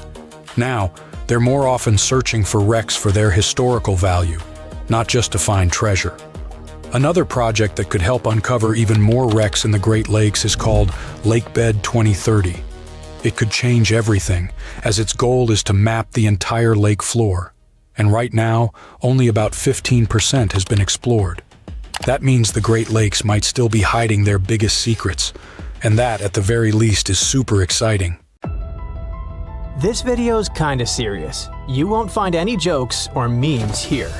It's possible that after watching it, you will change your mind about buying cruise ship tickets, because we're gonna talk about people who went missing during such vacations. The cases opened by the police have not been solved. But before we look at some of these creepy stories, let's take a look at the statistics. Over the past 20 years, more than 200 passengers have disappeared on cruise ships. That's about 10 people a year. A small percentage compared to the millions of people who travel by ship every year. But every missing person is a family member. It's a whole life and a story. Most likely, there are many more such cases, but cruise companies sometimes don't want to spoil their reputation and talk about missing people, despite the fact that the U.S. Department of Transportation maintains an archive of such incidents. So, let's get to the first case, the disappearance of Amy Bradley. Some of you have probably seen the documentary about this girl who disappeared on board the Royal Caribbean Rhapsody of the Seas cruise ship. March 23, 1998. It was a luxurious trip to the Caribbean where Amy went with her family. Delicious food, beautiful views, cocktails, parties, and lots of amazing people. Amy was having a great time. But then, the morning of March 24th came, and the girl disappeared. On March 23rd, 23-year-old Amy was hanging out with her brother at the ship's nightclub. She met a musician from the cruise band, danced with him, and returned to the cabin around 3:30 a.m. At 5:30 a.m., her father saw Amy sleeping on the balcony. Half an hour later, the woman disappeared. More than 27 years have passed, and Amy Bradley has remained missing. Of course, the Coast Guard and the FBI carefully searched the ship and the water after the woman's family reported her missing, but the search was unsuccessful. Investigators questioned the musician Amy had been dancing with, but no charges were brought against him. There were no clues about what had happened to the girl or who might have been involved in her disappearance. The case became so well known that movie makers made a documentary about her. Thanks to the publicity, various theories began to appear about what could have happened to Amy. One of the most popular versions was that someone had abducted her for evil purposes. There were reports that someone had seen her in Barbados. In January 1999, more than 10 months after her disappearance, someone said they'd seen a girl who looked like Amy on the island of Curacao, and that she'd been asking for help. A girl's face that looked like Amy's appeared on the internet, but none of these clues led to solving the mystery. The FBI announced a reward of up to $25,000 for any information that would help find Amy. The search is still ongoing. Another story happened on May 12, 2005. 71-year-old Hu Pham and 67-year-old Hu Tran went on a Carnival Cruise Line's Destiny cruise in the Caribbean with their daughter and granddaughter. The vacation was going great until the elderly couple disappeared from the ship. The book that Hu Tran had been reading was found on one of the ship's decks. The crew members also found the couple's shoes and Tran's wallet. Even after a thorough search of the vessel, no other traces were found. Of course, the first thing that comes to mind when two old people disappear on a cruise ship is that they could have fallen overboard. The ship repeated its route to look for the couple at sea, but 13 hours of searching didn't help. The FBI joined the investigation. Detectives were trying to find who might have wished harm on Pham and Tran. They interviewed witnesses and many of the ship's passengers, but there were no suspects. There was no reason to think that a third person was involved in this mystery. The Pham and Tran family is still trying to solve this mystery, but all official investigations have stopped. Sometimes, a person disappears from the ship even though video cameras are installed. When the records show that no one has fallen overboard, but this person is nowhere to be found. This is exactly what happened to 20-year-old Blake Kepley. He was vacationing on the Holland America Line family cruise ship Oosterdam, which sailed through the waters of Alaska. In the early morning of July 22, 2011, he disappeared. The first version was that the guy had fallen overboard, but the company provided video files from the cameras. The records showed that no one had fallen overboard during the trip. It felt like Blake had just disappeared into thin air. The U.S. Coast Guard conducted a massive search of more than 350 miles of the ocean, but they found no trace. On July 23rd, one day after the disappearance, the search stopped. Blake's disappearance was noticed when he didn't disembark in Ketchikan. He may have passed unnoticed, but there's no evidence to support this version. In addition to cameras, the ship was equipped with a fall detection system, and it didn't detect any falls. The only tiny clue was a grainy photo from the cameras. It showed someone walking around the deck on the day when Blake Kepley disappeared. But it's hard to say who exactly was walking there because their face remained unseen. Since Blake's disappearance, his family has raised the issue of improving detection systems for people who fall overboard many times. The scariest thing in such situations is the unknown. The family can't let go of the missing person, and it torments them. Such detection systems could save relatives and loved ones from uncertainty. Almost all the stories about missing people on cruises are about passengers. But the next case concerns a crew member.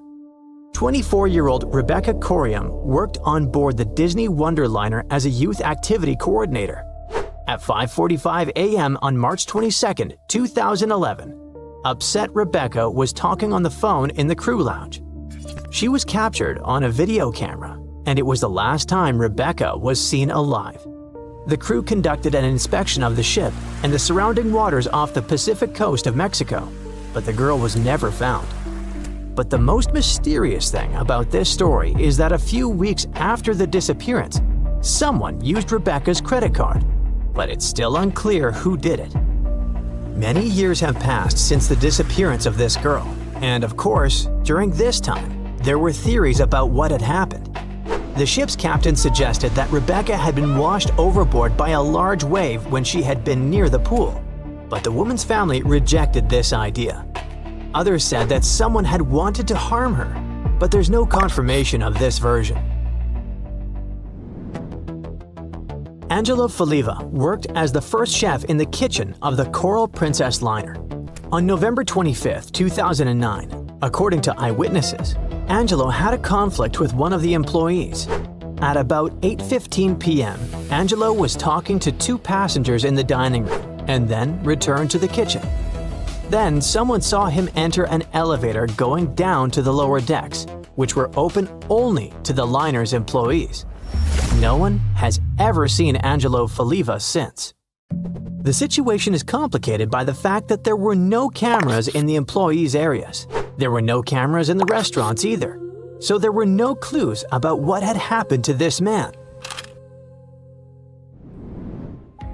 "I'm going to the pool," 21-year-old Ariel Marion told her mother on the eve of her disappearance. After these words, her mom took a nap. When she woke up, her daughter was no longer on board. The search didn't reveal any details, but one of the passengers saw someone, or something, fall from the upper deck into the open sea. The girl was never found. The version of falling overboard is the most likely. It's June of 1857. A fierce storm slams into Guiltshire Bay, Australia, and rips apart a Dutch ship weighing 800 tons. Part of the crew tries to escape in a small boat, but only 9 of the 25 men on board survive. Now, many years later, researchers believe they've found this long-lost gold rush shipwreck. Yep, this ship is tied to one of the most dramatic high-stakes chapters in Australia's history. We're talking about the shipwreck of Koning Willem de Tweede, a vessel built back in 1840. This historic ship discovery is a big deal since it's now considered a real treasure in the world of underwater archaeology in Australia. Let me tell you why. By the middle of the 19th century, Dutch ships were carrying not just goods, but also people from Asia who were hoping to start a new life in Australia. And they were all chasing one thing: gold. Yep, the precious metal was discovered in Australia in 1851. Well, officially at least. It was actually found a few years earlier, but let's just say the authorities decided to keep that little detail away from the newspapers. Anyway, the big public discovery happened in 1851 when an Australian gold prospector named Edward Hammond Hargraves led an expedition in the New South Wales region, and he chose to tell everyone about his find. And just like that, the gold rush began. News spreads fast, so people start arriving from everywhere: Britain, Ireland, Germany, the Netherlands, and also from China. It's estimated by that time around 20,000 Chinese had made their way to the goldfields in Victoria. By 1861, about 3% of the Australian population had been born in the Asian country. Most of them came from the southern region of Guangdong, which was going through a really tough time back then. They'd been through it all: foreign invasions, massive floods, serious food shortages, you name it. Many people had lost everything. Their money was gone, their homes destroyed. They couldn't even afford a bite to eat. There was no clear way out of the poverty they were stuck in. But then, word started to spread. There was a goldfield somewhere in a distant British territory. They heard stories from people all over the world going there, that it was peaceful, full of opportunity, and that the land itself had everything you could need. It sounded like a dream. Before long, they began calling it Xinjin Shan, or New Gold Mountain. So, many scraped together what little they had left to reach Australia and start over. It was a shot at a better life, a chance to lift entire families out of poverty. But getting there wasn't cheap or easy. They had to travel in huge ships, and the average trip from Guangdong province took about 3 months to reach Sydney or Melbourne. At some point, Australian authorities decided to impose a tax on Chinese arrivals. Every passenger who disembarked at Victorian ports had to pay a £10 poll tax. So what do you think happened? The routes changed, of course. Instead of docking directly in Victoria, ships began stopping in Robe, a town in the southeastern part of South Australia. From there, people would walk about 250 miles all the way to the goldfields, just to avoid paying the tax. And this area is exactly where the Koning Willem de Tweede was discovered. Yep, our Dutch ship was found off the Robe coast, and it was one of many vessels that carried Chinese passengers to Australia. Now you can see why it's historically important, right? On the 16th of June, 1857, it brought around 400 people safely to shore so they could start their lives over. The ship itself didn't get a happy ending though. After dropping them off, it was supposed to continue its journey, but then a storm rolled in. So the ship had to drop anchor and wait it out in Guiltshire Bay. The weather kept getting worse. The anchor began to drag, and by the 13th of June, it was completely lost. The captain, called Hendrik Geisen, had to act fast. He made the call to beach the ship in hopes of saving both the vessel and his crew. But there was a problem. The ship ran aground on Long Beach, about 3 miles east of Robe, and it started breaking apart quickly in the rough seas. The rest of the story is tragic. 16 sailors drowned when one of the ship's small boats turned upside down. Only 9 men made it out alive. Captain Geisen stayed aboard the wreck. He eventually reached the shore by clinging to a cask. Thankfully, people who were on the beach managed to pull him out of the sea using a rope. A few months later, things from the wreck were sold to a local man in Robe named Jacob Chambers for £225, which was a pretty big amount of money back then. And that's because people were able to save a good amount of stuff from the wreck, like the bell, some doors, and wooden planks from the hull. Those doors and some of the timbers were later used to build the Caledonian Inn, a historic 2-story stone hotel that went up in 1859. As for the bell, it was supposedly used at Robe Primary School for over 100 years, but researchers aren't so sure about that part. What we do know is that most of the ship's remains were still missing, until now. After 3 years of hard work, a team affiliated with the Australian National Maritime Museum believes they have finally found the Koning Willem de Tweede. The project kicked off in April of 2022, and its main goal has been to search for, locate, and carry out an archaeological survey of the shipwreck's remains. To do that, they mainly used 2 tools: underwater metal detectors and a marine magnetometer, a device that detects changes in the magnetic field of the seafloor. Soon, this technology started picking up a bunch of anomalies in the area where the shipwreck was believed to be. And by anomalies, I mean weird signals. Clues that something might be buried under the seabed, probably hidden under layers of sand or mud. They believe those signals were coming from the iron parts of the ship's windlass. That's a big winch at the front of the ship used to pull up the anchors. Some of those pieces were sticking up slightly from the seabed, along with a partially exposed iron frame. They also spotted a well-preserved wooden plank underneath the windlass, which suggests that more of the ship's hull is still down there, just buried under the sand. So why do they feel confident that this wreck is the Koning Willem de Tweede? Well, basically for 3 reasons. First, the location. The spot where they picked up those signals lines up with historical accounts of where the ship went down. And it just so happens to be the only known shipwreck in that part of Long Beach.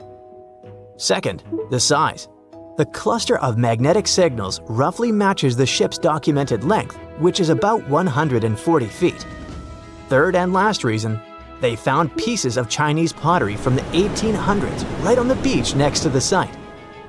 When you put all those facts together, it basically screams Koning Willem de Tweede. That's why the team feels so confident they've finally discovered this historic ship. But even though they have good reasons to believe it, more research still needs to be done, so they're planning future visits to the site to keep monitoring things.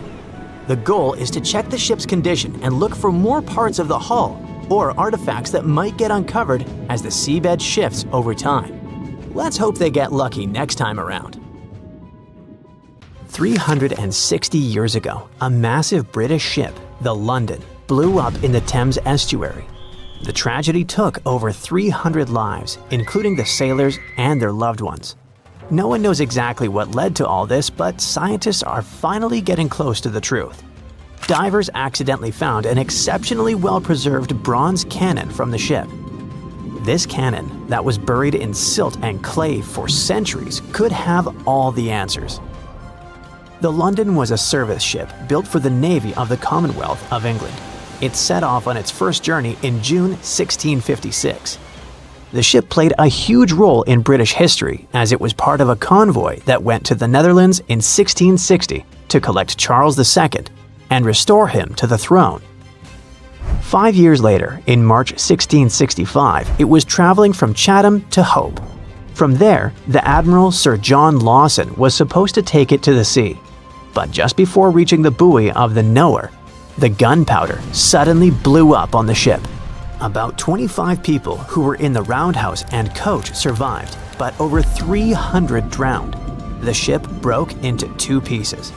Henry Bennett, the Earl of Arlington, passed along rumors that it all happened because of cheap, low-quality gunpowder that was on the ship. When experts of that time inspected the shipwreck, they concluded that the cannons could still be salvaged, but the ship itself was a total loss. Later, when someone recovered some of them in 1679, there was a scandal where they tried to use them to settle a completely unrelated debt. In 2005, divers rediscovered the London.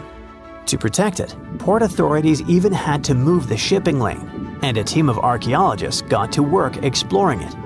That wreck is a big deal because it gives us real insights into English naval history. Visibility in the Thames estuary can be terrible. Sometimes you can't even see a foot and a half in front of you. Working on the site is also super tough because it's in a crazy tidal environment, and a busy shipping lane, where huge cargo ships constantly pass by, is still near. So when a cannon suddenly appeared, stuck deep in the clay, it meant the conditions had to be absolutely perfect. Experts believe the find is from the Commonwealth era, and it's medium size, about 8 feet 6 inches long.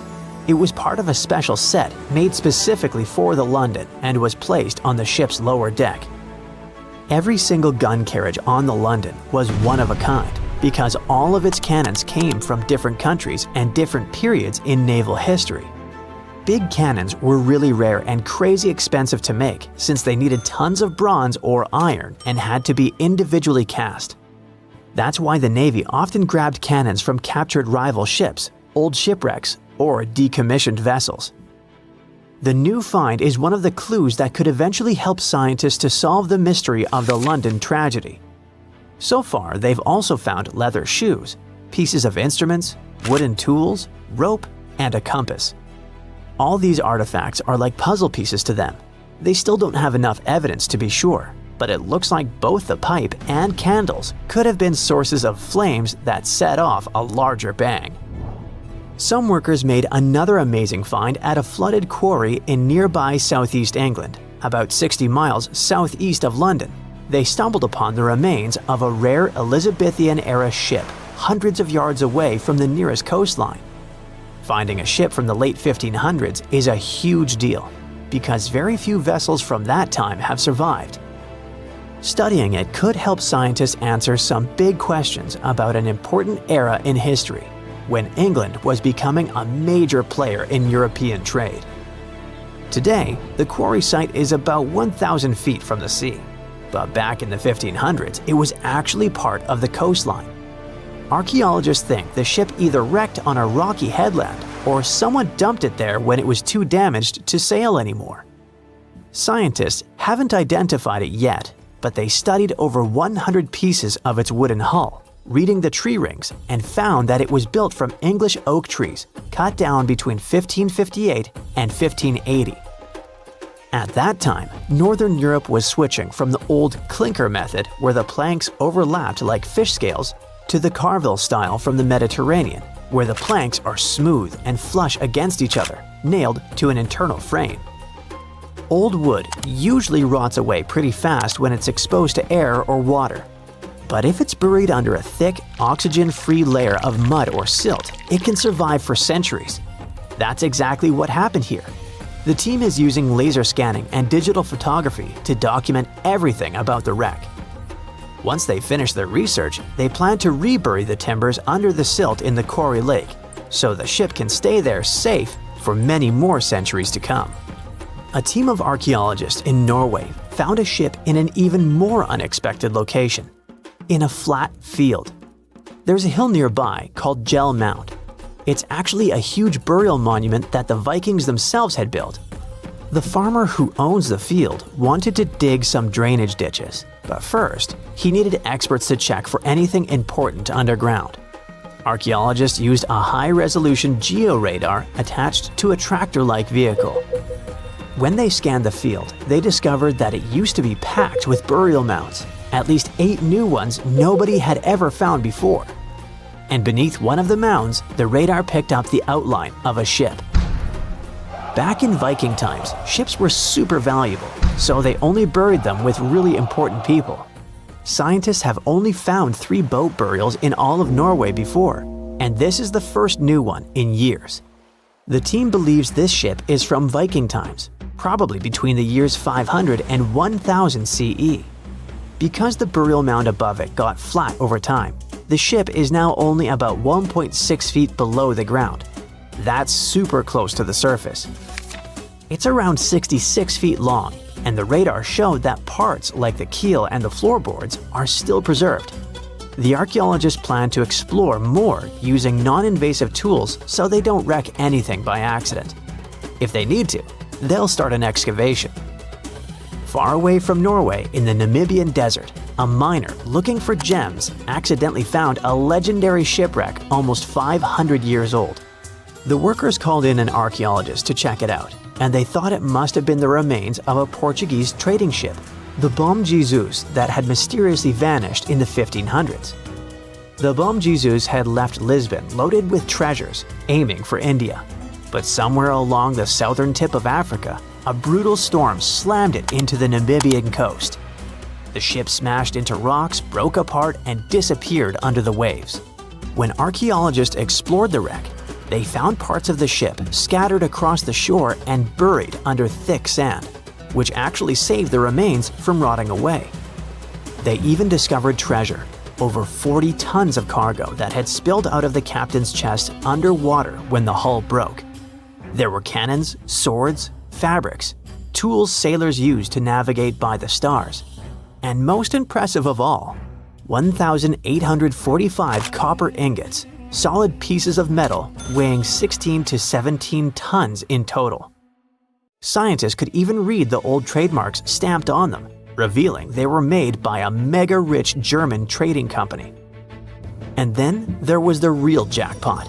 More than 2,000 gold and silver coins from all over the world, Portugal, Venice, France, and the Moorish states, plus 105 giant elephant tusks weighing about 2 tons. The tusks were likely on their way to become luxury goods like jewelry and fine carvings. DNA tests later showed the ivory came from West African forest and savanna elephants. They didn't find many bones though, which means the crew either managed to escape or were lost forever at sea. On a fine summer night of August 30th, 1892, a shipping magnate took his family for a cruise on Lake Superior.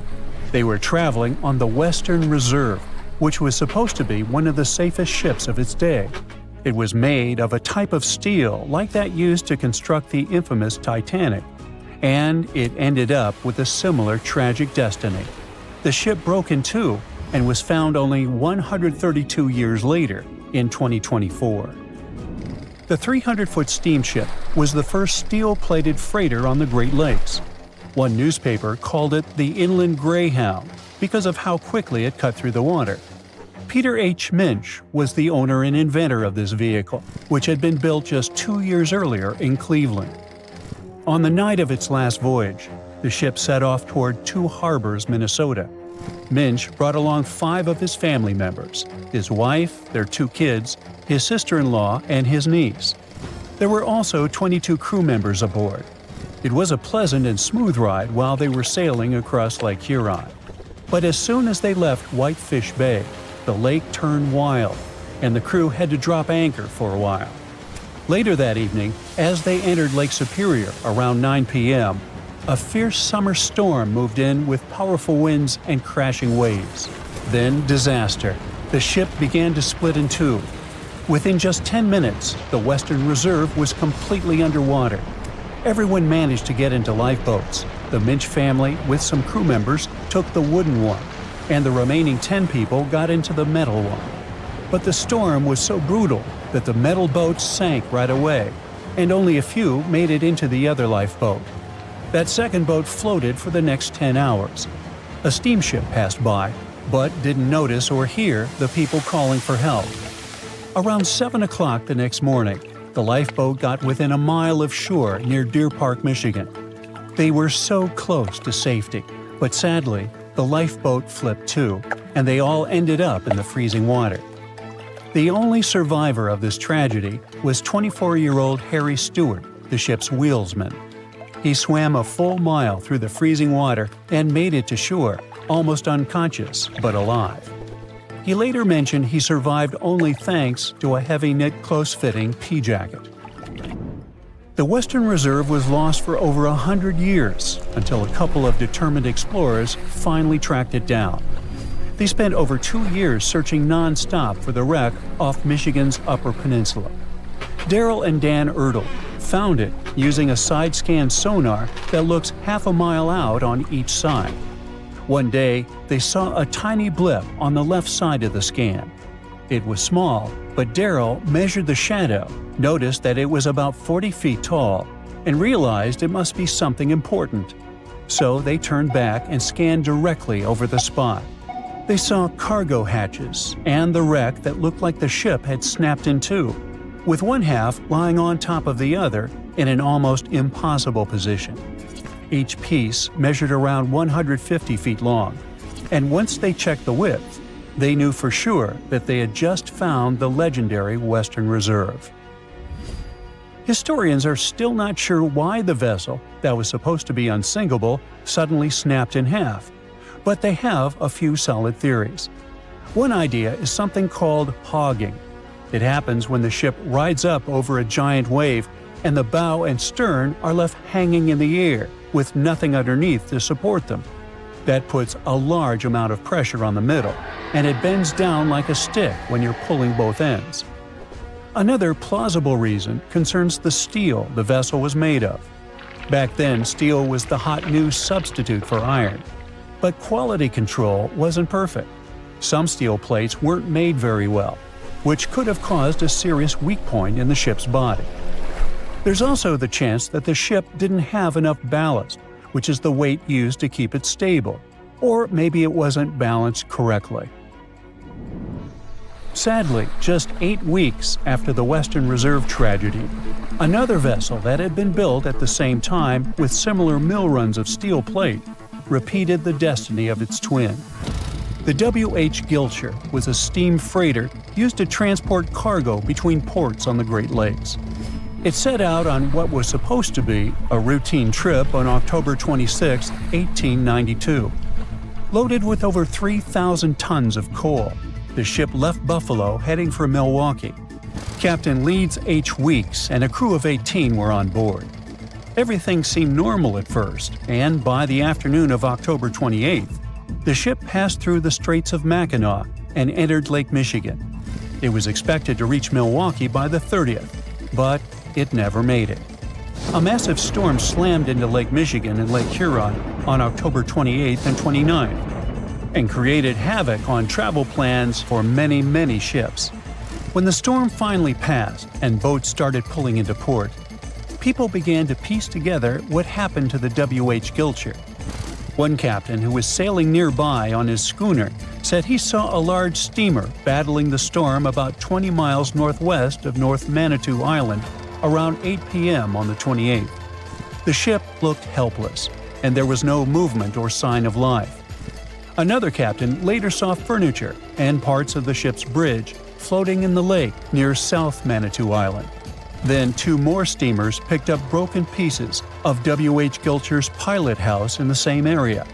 It became clear that the storm had destroyed the freighter, and tragically, no one survived. The Great Lakes are a hot spot for shipwrecks, and there have been between 6,000 to 10,000 of those starting in the 17th century. Back in 1679, the Griffon became the first European vessel to vanish without a trace on the lakes. It sailed all the way from Buffalo, New York, to Green Bay, Wisconsin, passing through Lake Erie, the Detroit River, Lake St. Clair, and Lake Huron before reaching Lake Michigan. After a stop in Green Bay, it started heading back, and then it was never seen again. In 1975, one of the most famous shipwrecks happened when the massive 729-foot ore carrier SS Edmund Fitzgerald sank in Lake Superior. A fall storm was supposed to stay far south of their route, but things changed fast.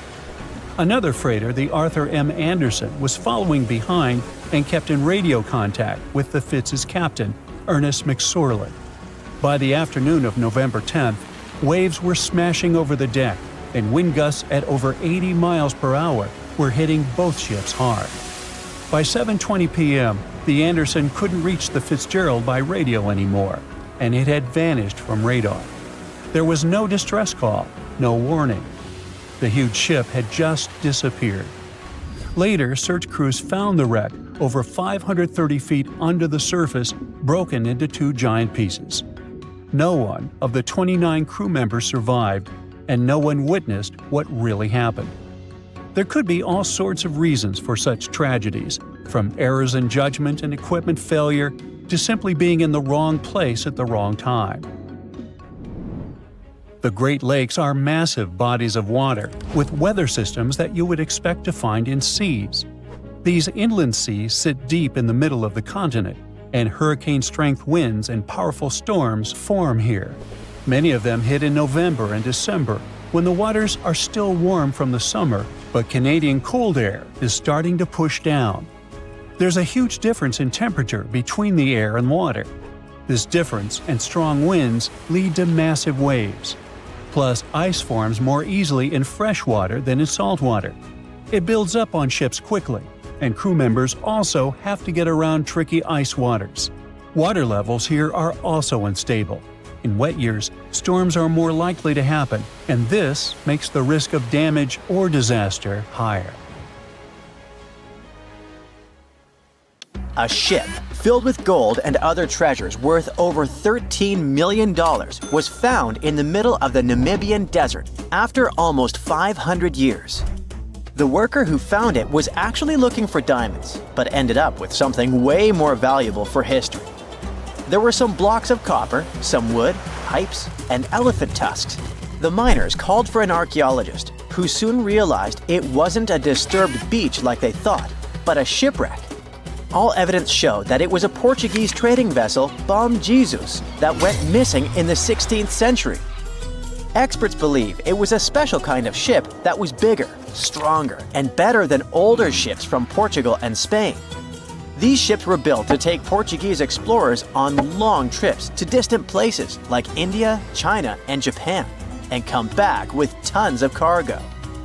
The Bom Jesus was likely carrying treasures from Lisbon, Portugal, to Western India. But it looks like on its way around the southern tip of Africa, near Namibia, a big storm pushed the ship too close to the shore. The ship hit a rock, tipped over, and broke apart, sinking into the ocean. Archaeologists found treasure from the captain's chest under the water, which probably fell out when the ship's wooden hull broke. They also found pieces of the ship scattered along the shore, likely from the violent storm and later by construction in the area. The storm must have been very fierce, but they didn't find many bones, which means most of the crew may have survived or were lost at sea. The ship was split into 3 sections and incredibly well preserved, thanks to the thick layers of sand that covered it and prevented rot. Archaeologists who studied the wreck discovered over 40 tons of cargo. There were cannons, swords, blocks of metal like lead and tin, fabrics, and tools that sailors used to navigate the stars while traveling across the ocean. The most exciting discovery was 1,845 copper ingots, weighing as much as 16 to 17 tons altogether. Those copper ingots, or pieces of pure metal, are still in great condition because the hull of the ship and layers of sand protected them from ocean water. The scientists even managed to read the trademarks on them on site, and learned they were made by a super wealthy German trading company. There were also more than 2,000 shiny gold and silver coins from different countries, and 105 enormous elephant tusks weighing about 2 tons. The tusks were likely supposed to become luxury items, like jewelry or carvings at the destination. Archaeologists took some DNA samples from the tusks and found that they came from West African forests and savanna elephants. Researchers were lucky that the ship was found in a restricted diamond mining area. No scavengers were able to get their hands on the treasures.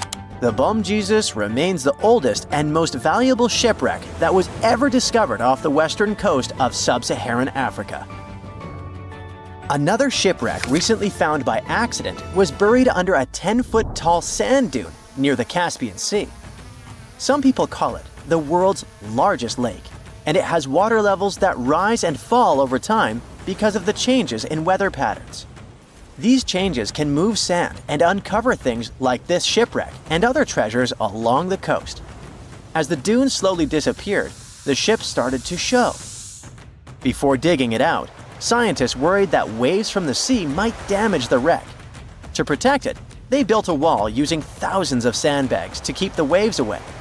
When the ship was uncovered, they discovered it was a 3-masted, 92-foot-long merchant ship with a strong double hull. Wood samples showed the ship was built in the 18th to 19th century using trees like Scots pine, spruce, and larch from the Volga River area or the Caucasus. They even found buckwheat and plants from the same region, which were probably traded or used to feed the sailors. It proves that the ship was part of a group of merchant ships that once sailed the Caspian Sea. An amateur fisherman who was 20 feet under the sea off the coast of Turkey noticed some huge metal remains. He had an underwater camera, so he made footage of the discovery and took it to scientists. They immediately started an investigation and learned that it must be a shipwreck from the first decades of the 20th century. It could be one of the Ottoman Empire ships that had an important mission to deliver supplies, but disappeared without a trace. Scientists got permission to study this Black Sea wreck in detail to learn more about its mysteries. They're hoping to find its shipyard documents to find some answers, as the ship itself is in terrible condition and is tricky to work with. Robot submersibles that belong to an oil and gas company noticed hundreds of intact ancient storage jars sitting on the seabed in the eastern Mediterranean. Experts think those jars are 3,300 years old. This makes the find the oldest shipwreck from the deep sea. The jugs were probably used to store oil or other agricultural products like fruit. This proves that the people who made them organized maritime trade and had incredible navigational skills.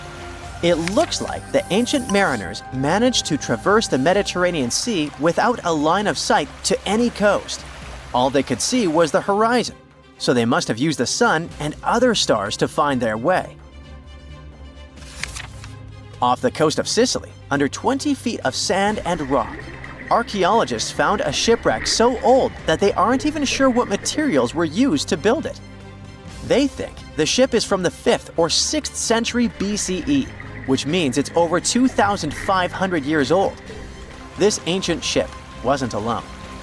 Researchers also found 2 iron anchors shaped like an upside-down T from around the 7th century of the Common Era, and 4 stone anchors from prehistoric times nearby. One of the stone anchors was broken and may have had wooden pieces attached to help it hold on to the seafloor. They figured out that the ship itself was built using the on-shell technique. The wooden planks of the ship were connected so tightly that they could support the ship on their own, with extra beams added just to make it stronger. Sadly, the ship's wooden hull is very fragile now because tiny sea creatures that eat wood have damaged it over the years. Scientists are being extra careful as they study it to make sure it doesn't fall apart. This discovery is such a big deal because it was built during a time when Sicily was super important for trade. Back then, the Greeks and Punics were trying to take control of the seas long before Rome became the ruler of the Mediterranean. By studying this ship, scientists hope to learn more about how people traveled and traded in those ancient times. One more shipwreck, this time off the coast of Kenya. Could be from Vasco da Gama's final voyage.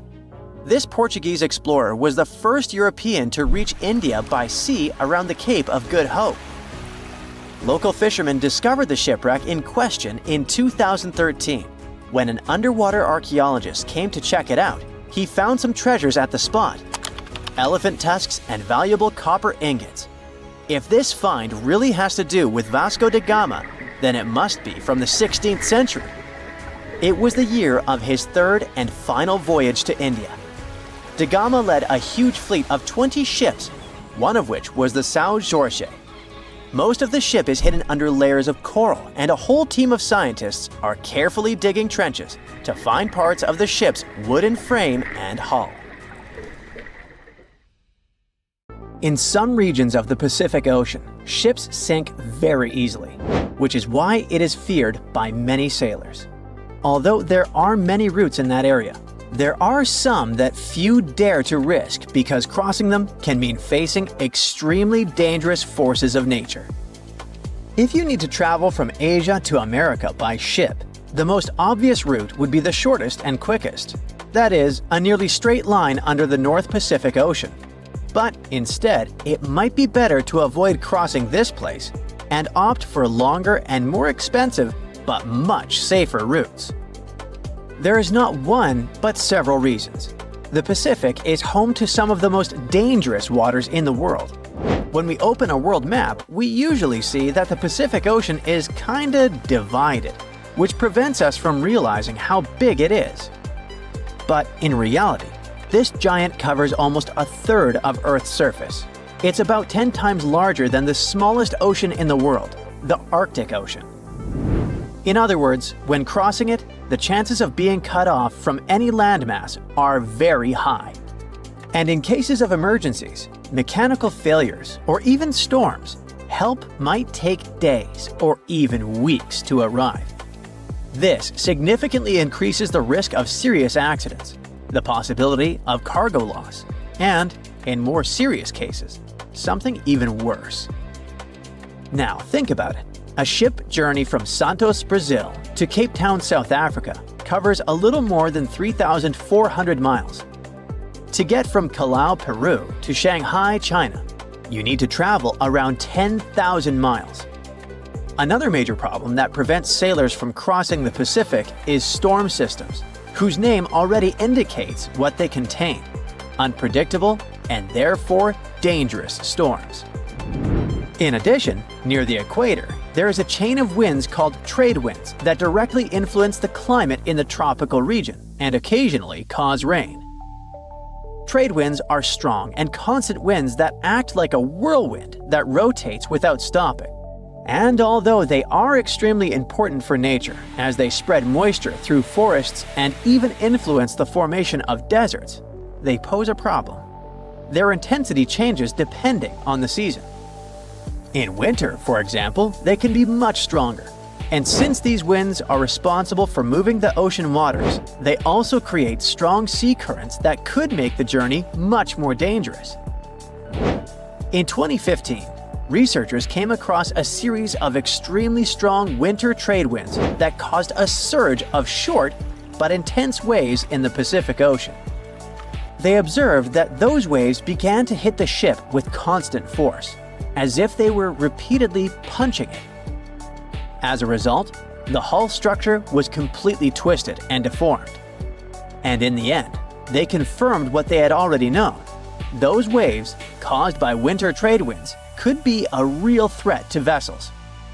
And by the way, do you remember that help in the middle of the Pacific can take a considerable amount of time to arrive? So, now there is much more than one reason behind the hostility of the winds. Such a large ocean doesn't have many geographical barriers, such as mountains or large islands.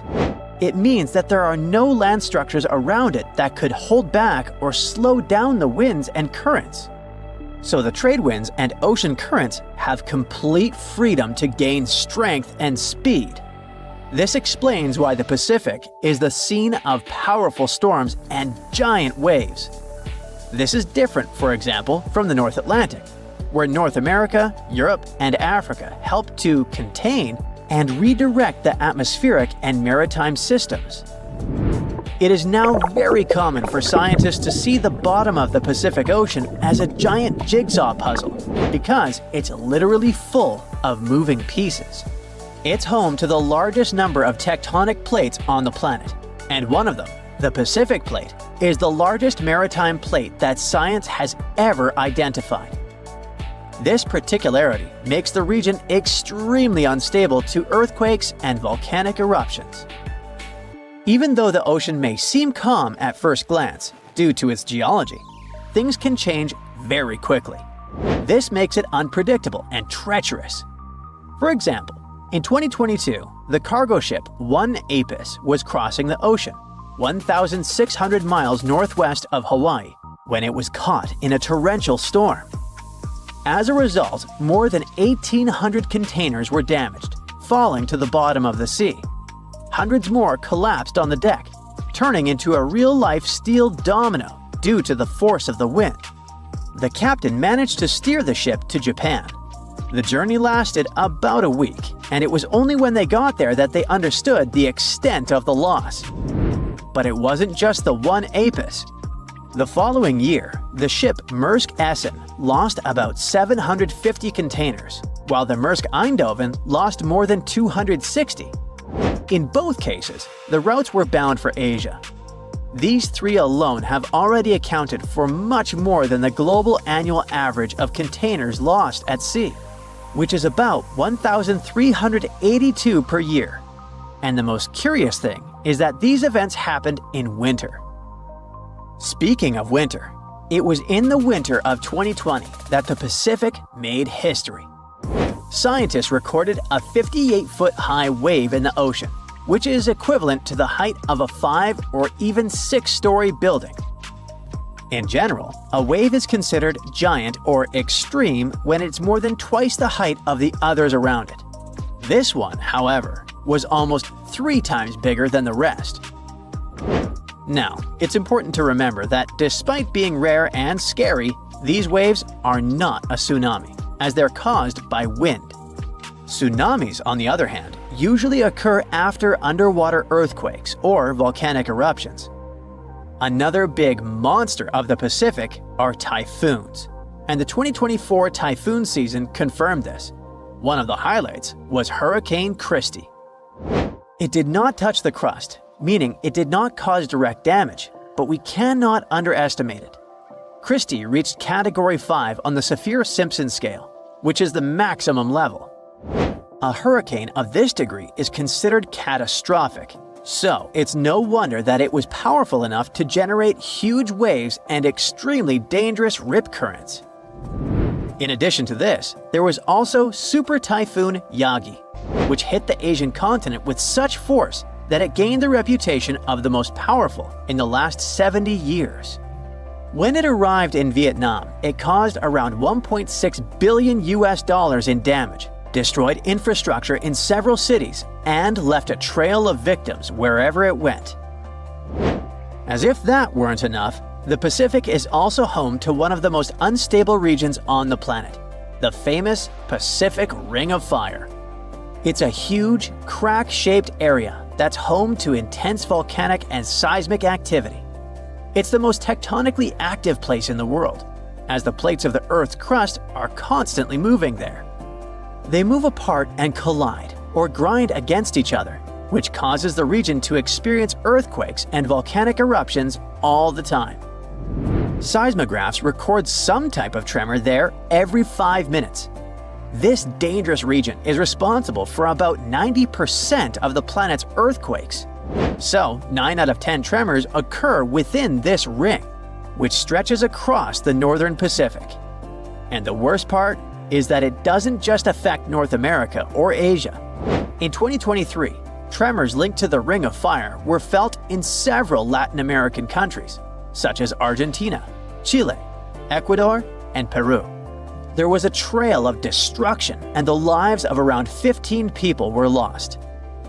There's no shortage of reasons for ships to avoid the shortest route across the Pacific and opt for longer routes. As the popular saying goes, prevention is better than cure. Be careful, one. Save yourself. We're drowning. Quick, check this out. Over 5,000 ships have been lost near this coastline. Pirate galleons, Civil War ironclads, even modern boats. They've all gone whoosh under the waves. This is a story about the famous graveyard of the Atlantic. For sailors, one of the most dangerous places on the planet. This place is called the Outer Banks, located off the coast of North Carolina. It consists of long, narrow islands that look like nature's speed bumps between the Atlantic Ocean and the mainland. From the air, they stretch out like lazy strips of tan ribbon floating on blue water. You'd never guess anything sinister happened here. It just looks like miles and miles of soft beaches, ready for bonfires and beach parties. Except these islands are, for lack of better words, restless. Geologists sometimes call them barrier islands, but the word barrier makes them sound solid and dependable. Truth is, they're more like runaway sand piles, always rearranging themselves whenever the sea decides to push and pull. Even Google Maps can barely keep up. Islands shift, they slide, they crack in half and come back together again. A storm doesn't just mess up your beach castle, it might literally erase the entire beach. In 1846, a hurricane punched straight through one of these islands and created an entirely new inlet that's been shifting ever since. One other cool example is from 2003, when Hurricane Isabel remodeled the landscape with a brand new 1,700-foot wide inlet. It cut a section of the island completely. People were stuck on the wrong side. The only way in or out was by boat or airlift because the road was completely underwater. Yes, an entire highway was washed off and submerged. There had to be at least one local who was like, "Hey, cool! I always wanted to live on an island inside another island." More recently, in 2017, a brand new island nicknamed Shelly Island suddenly appeared off Cape Point. People were walking on it, taking selfies, posting TikToks. Less than a year later, gone. Vanished back into the waves like some kind of magic trick. That's what makes this place so unpredictable. It's like the land is on loan from the sea, and the sea always wants it back. But why does this happen? Let's say you build a sandcastle right where the waves keep hitting. Not up on the dry sand, but right where the water's coming in and out. Every time you shape it, the water swooshes in and steals a little piece of it. Now imagine that instead of one castle, you're trying to build a whole island like that. That's basically what the Outer Banks do every single day. That's because these islands are made of sand, not rock. Just soft, annoying, squishy sand. And the ocean is constantly poking at them, stealing a bit here, piling up more over there, and rearranging everything like it's playing a giant game of beach Tetris. Now, add some powerful forces underneath the water. Here, the Gulf sends up a blast of warm water. The Arctic sends down icy waves, and they collide into a swirling milkshake that scrambles sandbars all over the place. This is what makes it so dangerous for ships. Imagine wearing a pirate hat and navigating your Black Pearl through something so unpredictable. Or even a modern cargo ship.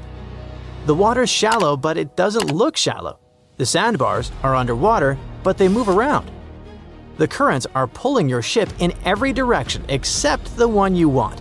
And even if you are a master helmsman, you still have to deal with fog so thick you can't see your own mast, followed by storms that smack ships around like toys. As you can see, it's not one single trap, it's the whole ocean acting like it's out to get you. And for thousands of unlucky ships, it did. This stretch of water has always been a magnet for pirates, scavengers, and anyone with an eye for opportunity. You probably heard about Blackbeard, the legendary pirate who plagued the American coastline in the early 1700s. His flagship, the Queen Anne's Revenge, sank near Beaufort Inlet in 1718. Stories say Blackbeard even blockaded the entire port of Charleston before his ship finally went down. And yep, it's still there. Divers found the wreck in 1996, and they're still pulling up cannons, gold dust, medical tools, and all kinds of 18th century pirate loot. Over the years, locals made a living salvaging whatever the ocean tossed onto their shores. Timber, tools, cargo. If it washed up, it got used. The now abandoned village of Wash Woods, located near the Virginia border, was famously constructed by survivors of a shipwreck. They used cypress planks from a ship that had washed ashore during a storm in 1889 to build the village along the Virginia beach. They built homes, a church, and even a school out of wreck wood. Nice way of recycling. And then there's Nag's Head, which sounds like the name of a pirate bar, but actually comes with one of the coolest legends on the coast. According to local folklore, centuries ago, wreckers in the area came up with a sneaky trick. They'd tie lanterns to the necks of old horses or nags and walk them along the dunes at night. From far out at sea, that bobbing light looked like another ship sailing safely near the shore. Captains would follow it thinking they were in safe water, only to slam straight into a hidden sandbar. Now, is that legend true? Probably not. Historians haven't found any solid evidence that it ever happened. However, when the ocean is sinking ships full of goodies near your shores, becoming a shipwreck scavenger starts to sound like a pretty solid career move. But even with modern technology, ships are still getting wrecked. In 2012, the tall ship Bounty sank off the coast during Hurricane Sandy. It was a modern tragedy with a very old pattern. A ship meets a storm, and the storm wins. The boat was actually famous. It was a Hollywood-built replica of the 18th century Royal Navy ship with the same name, created for the movie Mutiny on the Bounty. The original met its fate in 1789, when it was burned after the infamous mutiny. Then in 2020, the Ocean Pursuit, a commercial fishing vessel, ran aground near Bodie Island. And it's still there, slowly being swallowed by sand and surf. There are many similar examples. Whether you're a pirate, a U-boat commander, or just trying to catch some tuna, the graveyard of the Atlantic doesn't care. If you sail around here, you might just become part of the collection. And get this, we haven't even found everything yet. A lot of shipwrecks in the Outer Banks are still buried under sand dunes or lurking underwater. Some of them only show up when storms change things around, kind of like the ocean lifting a little peek of its curtain. Archaeologists keep finding new wrecks, even decades or centuries after those ships went missing. Who knows what else is hiding down there? It could be a real pirate treasure. Maybe some cannons or a whole ship lost to time. Not to mention that it's not just about money or gold coins. Every wreck is a time capsule, sealing away stories of people, technology, and history. To divers and archaeologists, that's a kind of treasure you can't put a price on. But if it's so dangerous, why do they still use these ocean routes? Even with the risks, ships still pass near the Outer Banks, since it's right in the way of a major shipping route. The Atlantic coast of the US is super busy, and the Outer Banks is positioned between northern ports and southern ports. If you're transporting goods, it's tough to find a shortcut without wasting time and fuel. Plus, modern technology does help. I guess the moral of the story is, get a better ship with GPS and sonars. The graveyard of the Atlantic is still open for business. Ships keep sailing through, storms keep rolling in. And the sea? Welcome to the Spirit of Discovery cruise ship, which will take you on an unforgettable sea voyage around the Canary Islands. The azure endless ocean, delicious food, the highest service, premium cabins, and a terrible nightmare that you will probably remember for the rest of your life. This is exactly how one luxury trip of the Saga Cruises Company ended last year. Instead of relaxing during the cruise, passengers felt fear and horror, and even had health problems. And that's why. On October 24th, the Spirit of Discovery liner started a 2-week cruise around the Canary Islands. There were about 1,500 people on board. About 1,000 were passengers, and the rest were crew members. The first week went great, but then the liner encountered a serious problem called nature. There were strong winds and big waves. The captain decided to return to the UK ahead of time, but the decision was made too late. The ship was caught in a severe storm in the Bay of Biscay. A powerful wind with a force of 11 points hit the vessel. To make it easier for you to understand, the 11-point wind is able to tear out trees together with roots, destroy residential buildings, and plunge entire cities into chaos. Such a storm is rare, but Spirit of Discovery was unlucky enough to get into its epicenter. 11 points is the penultimate place on the Beaufort scale, which determines the wind rating. The most powerful storm has 12 points, and this is a hurricane. The wind reached a speed of 65 miles per hour, which is about the same as the average speed of a car on a highway. Not only did it push the Spirit of Discovery, but it also raised huge waves 25 feet high. Just imagine a wall of water the height of a 3-story building collapsing on a lone ocean liner. At that moment, the captain sent a message to all the passengers through the cabin speakers so that no one left their place, and his voice sounded worried enough. All the passengers had to lie down and hold on tight. According to the witnesses' words, the ship remained caught in the storm for about 15 hours. They held on with all their might so as not to crash into the walls and floor. All this time, tables were flying around the ship, dishes were breaking, furniture was moving all over the cabins. The waves smashed windows, partitions, and doors. Some people were knocked down because they couldn't hold on for so long. The storm hurled the passengers from ceiling to floor, from wall to wall. The ship's crew turned the dining room into a medical area to provide assistance to those who had been hurt. Despite the difficult and terrible conditions, the ship's team did a great job. They regularly informed passengers about the current situation and tried to calm everyone down. There was no panic and chaos on board. When the storm finally ended, the ship continued its journey and finally reached land, where medics urgently evacuated 8 passengers to the hospital. One of them was never able to survive this storm. It's good the ship didn't meet a rogue wave during the storm. This is a natural phenomenon that can appear during a storm and even in still water. It's a giant wave with a height of 60 feet. Like a 6-story house, it collapses onto a ship with incredible speed and capsizes it. And then the wave suddenly disappears.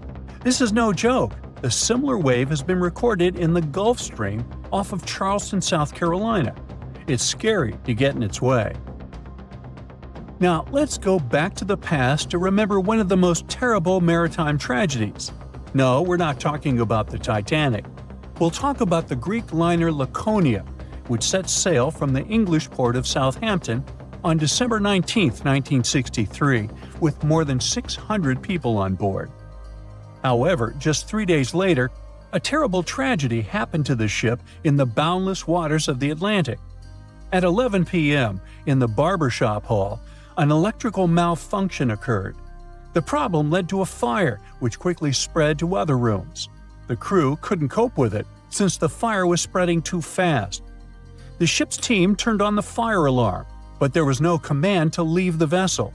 Only 2 hours later, the captain ordered the passengers to evacuate. All this time, people were either relaxing in their cabins or enjoying a party in the ballroom. The crew was probably trying to put out the fire without causing panic. However, when the situation became critical, the evacuation began. People panicked and ran to the lifeboats, but many didn't manage to get inside.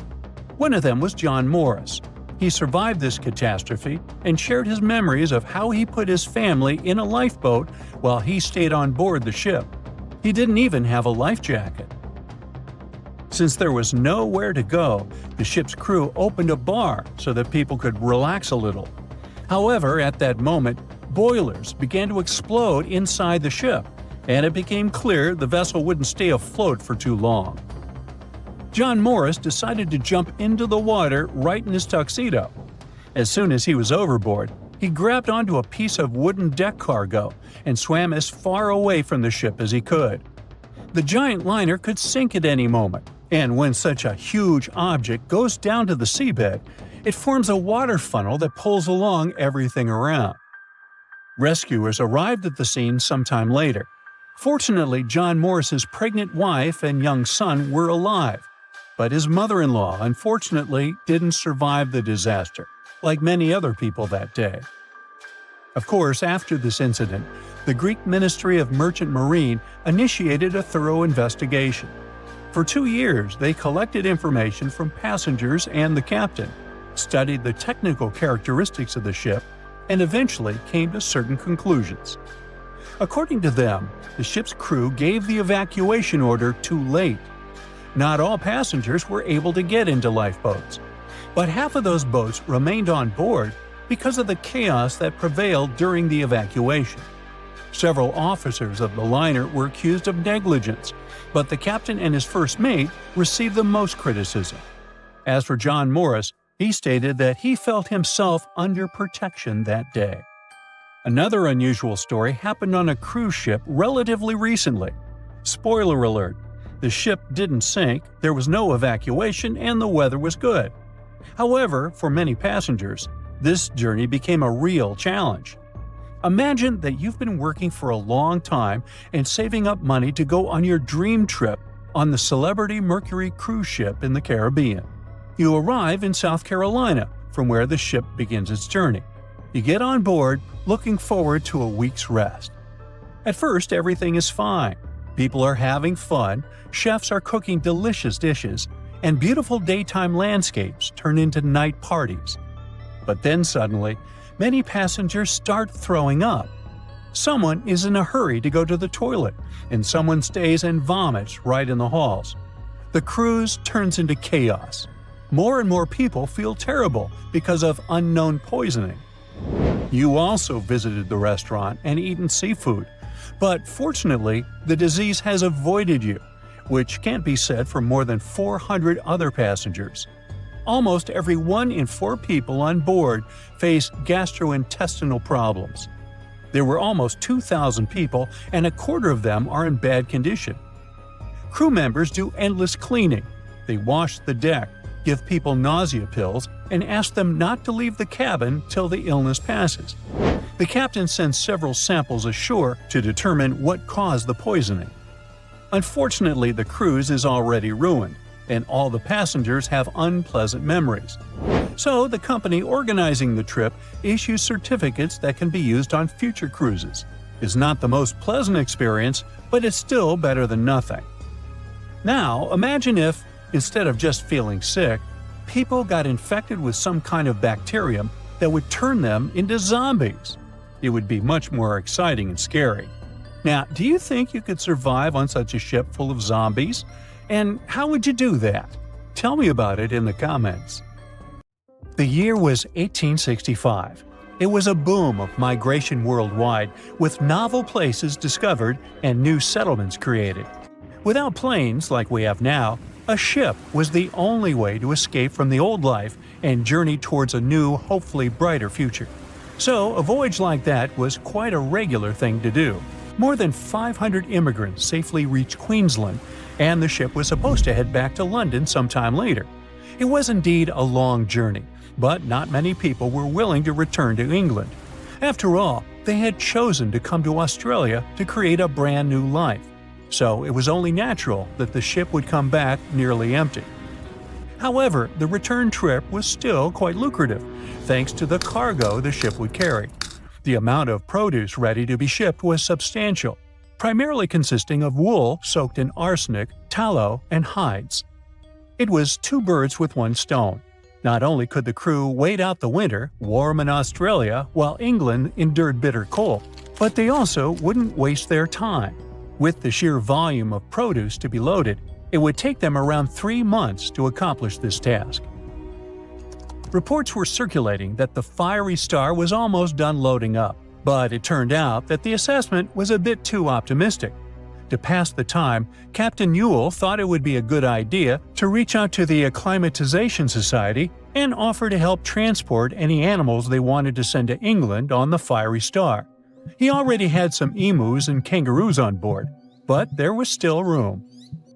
The society held a vote, and they were totally on board, pun intended, with Captain Joola's idea. They figured sending some taligalas would be a great plan. Even though a few of these birds were already in England, the French Society needed a couple, and they could get them shipped there through England.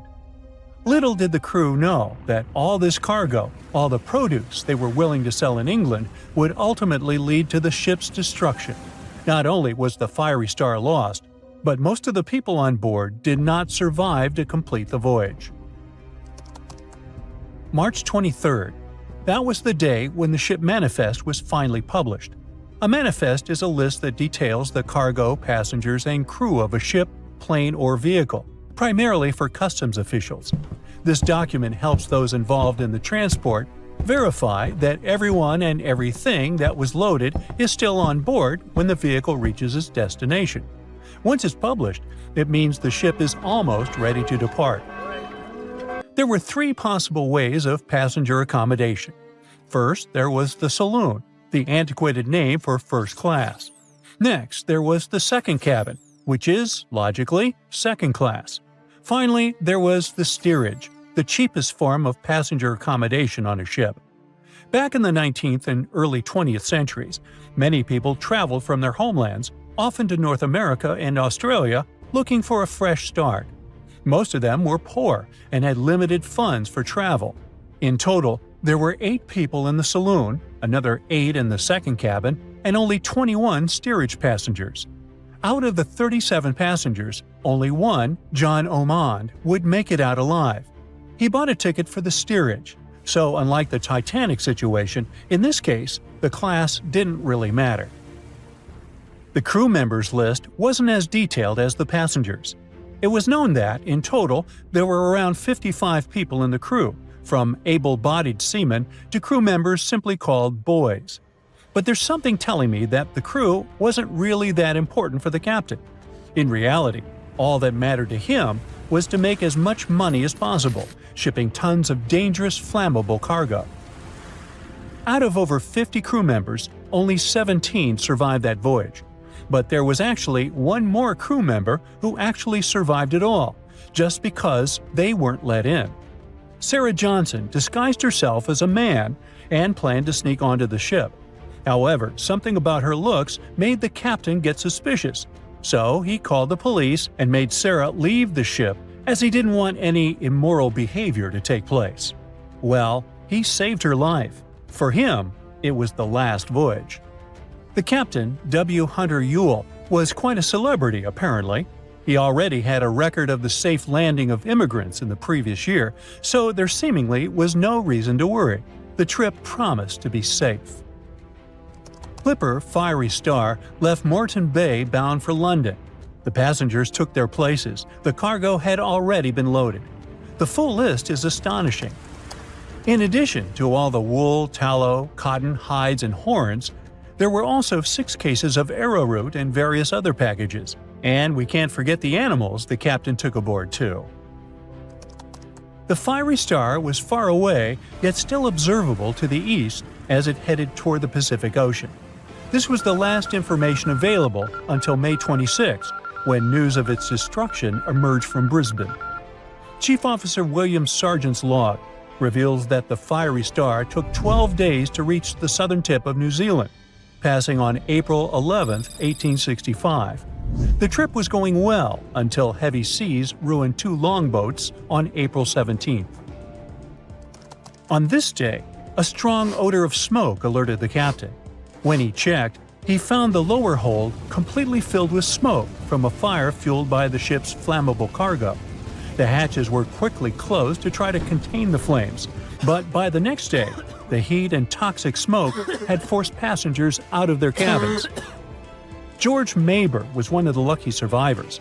He was the ship's engineer, and he recalled the chaotic events on April 20th, as Captain Joola and most of the crew and passengers tried to evacuate in rough weather. At around 6 p.m., the ship took on water, and without much warning, Captain Joola, 4 crew members, and a few female passengers hopped into a lifeboat and headed out. The next boat, managed by the second mate, Mr. Adio, was a gig, followed by a crowded jolly boat. Lastly, there was a waste boat, which was barely seaworthy, with 2 men constantly bailing water to keep it afloat. The plan was for the boats to stay close to the Fiery Star overnight and head for the Chatham Islands the next morning. But by dawn on April 21st, all 4 boats had vanished without a trace. On the burning ship, there were 17 crew members and passenger John Omond, who banded together under Chief Officer William Sargent's leadership. For 5 days and nights, George Maber pumped water on the fire without rest. He volunteered to go down the forehatch with a rope around him and a handkerchief over his mouth. He discovered that the foremast had been burned through for about 7 inches, and the port side was severely damaged, resembling an empty shell. Exhausted, he returned for fresh air, but later descended again with Quartermaster Marshall to access a water tank. They couldn't open the lid, and as George crawled over the hides, he felt himself sinking. When they reached the deck, they collapsed from exhaustion. The cargo had been destroyed by smoke and fire, and the heat on the deck was intolerable. The crew survived on limited rations and caged chickens, using every spare piece of wood, including pigsties, for the pumps. Distressed pigs ran wild in the heat. A raft was constructed, but was too weak for the open sea. Sleep was elusive, and the crew had lost everything, with only hopes of reaching land or meeting another ship. Finally, the Dauntless appeared and sent a lifeboat to the Fiery Star. Captain Moore boarded the Fiery Star on May 12th, and after assessing the situation, he agreed that the crew could do no more. They boarded the Dauntless at 4 p.m., witnessing the Fiery Star succumb to flames by 11:30 p.m. It was a narrow escape. Ah, cruise ships. Amazing views, exotic destinations. What more could you ask for? While cruising on a megaship is usually super safe, it's good to know some of the secret codes they use on board. One of the scariest things you might hear is Code Red. That means there's a virus running rampant on the ship, and they need to do a serious deep clean. Sick passengers are stuck in their cabins until further notice. But the only announcement that might give you chills is Operation Rising Star, which means a passenger has passed away. On a lighter note, Operation Bright Star, not to be confused with Brightside, refers to a less critical medical emergency. If you hear PVI, that stands for a public vomiting incident. Yep, you heard that right. Some cruise lines have their own versions of this and just yell Purell, Purell, Purell to get the crew moving. There are tons of codes to keep track of, and let's be real, it's hard to remember them all, especially if you're not cruising all the time. So, here's a quick tip. If there's a fire or other emergency, you'll hear a general alarm bell. That means 7 or more short blasts of the ship's whistle, followed by 1 long blast. That's your cue to head to the muster station. Cruise ships are packed with unexpected features that many folks, especially first-timers, might not realize. Some of these floating hotels are massive, almost like small cities. While it's pretty easy to get the hang of all the fun stuff, think water parks, tattoo shops, and tons of dining options, there's also a whole hidden world below the decks that remains a bit of a mystery. So in most cases, there's a morgue, which makes sense as you never know when you hear Operation Rising Star. With millions of passengers cruising every year, it's sadly not uncommon for people to pass away on board. Because of this, many ships are equipped with a morgue and extra body bags just in case. Usually found on the lowest deck, the morgue is a small, stainless steel room that can hold anywhere from 2 to 10 bodies, depending on the ship's size. If someone dies, the ship's staff will alert the authorities back on land. A medical team will check things out and then move the body to the morgue until arrangements can be made. Typically, the body is taken off at the next port, but sometimes it stays on board until the cruise wraps up. Okay, and what if there's a real criminal aboard? Spoiler alert, you won't find any police on a cruise ship, but most of them still have a small jail, often called the brig. If passengers get a bit too rowdy and breach the cruise line's rules, the security team might just lock them up for a while. Yeah, it's not an official jail, it's more like a detention center. Cruise ships are fantastic for socializing, but sometimes you just want a quiet spot to relax and recharge. Luckily, there are plenty of secret hideaways on even the biggest ships where you can find your peace and soak in the views. To start, aim for the forward or aft ends of the ship. These areas are usually less crowded. You'll find cozy deck chairs, hot tubs, and maybe even the space to yourself. Check out the ship's daily schedule to spot activity-free lounges. For instance, the observation lounge might be empty during certain hours, and many ship libraries are perfect for a peaceful nap. On Seabourn, try the aft pool and hot tubs on Deck 5 for serene ocean views. Carnival ships have hidden forward decks where you can enjoy captain-like vistas. Royal Caribbean's Oasis-class ships have a track area at the back where you can relax while watching joggers. Viking's Explorer's Lounge has a quiet second level that's often overlooked. Disney Magic and Wonder have a little-known lookout on Deck 7. While Silversea's Silver Origin features a stargazing platform perfect for night sky watching. Royal Caribbean's helipads and Carnival's Deck 5 lanai hot tubs are also great gems for some sunshine and tranquility. Now, when you think of pirates, images of Captain Jack Sparrow likely come to mind. Sure, there was media hype around Somali pirates, but are they still a problem? Not exactly. But even so, passengers on cruise ships traveling through high-risk areas near the Horn of Africa can be briefed on what to do if pirates attack. To keep things safe, outdoor activities must be shut down after dark. Cabin lights are better to be dimmed, and passengers are normally told to stay inside their rooms if warned of a potential attack. Despite this, the risk to cruise ships remains low. There's never been a successful attack on one. Anyway, experts admit that it's quite challenging to identify threats in these vast waters. While small pirate boats might be faster, larger cruise ships can usually outrun them and have structural features that resist boarding attempts. Measures like razor wire and fire hoses are among the defenses cruise lines employ to keep passengers safe. Though cruise lines stay tight-lipped about their specific strategies, ensuring passenger safety remains their top priority. Also, when you board your cruise ship, there are some key terms you should know about the layout. The front is called the forward, and the back is the aft. You'll find staterooms on both sides and in between, each with its own perks. Forward staterooms offer fantastic views, letting you enjoy the scenery just like the captain at the bridge as you sail into port.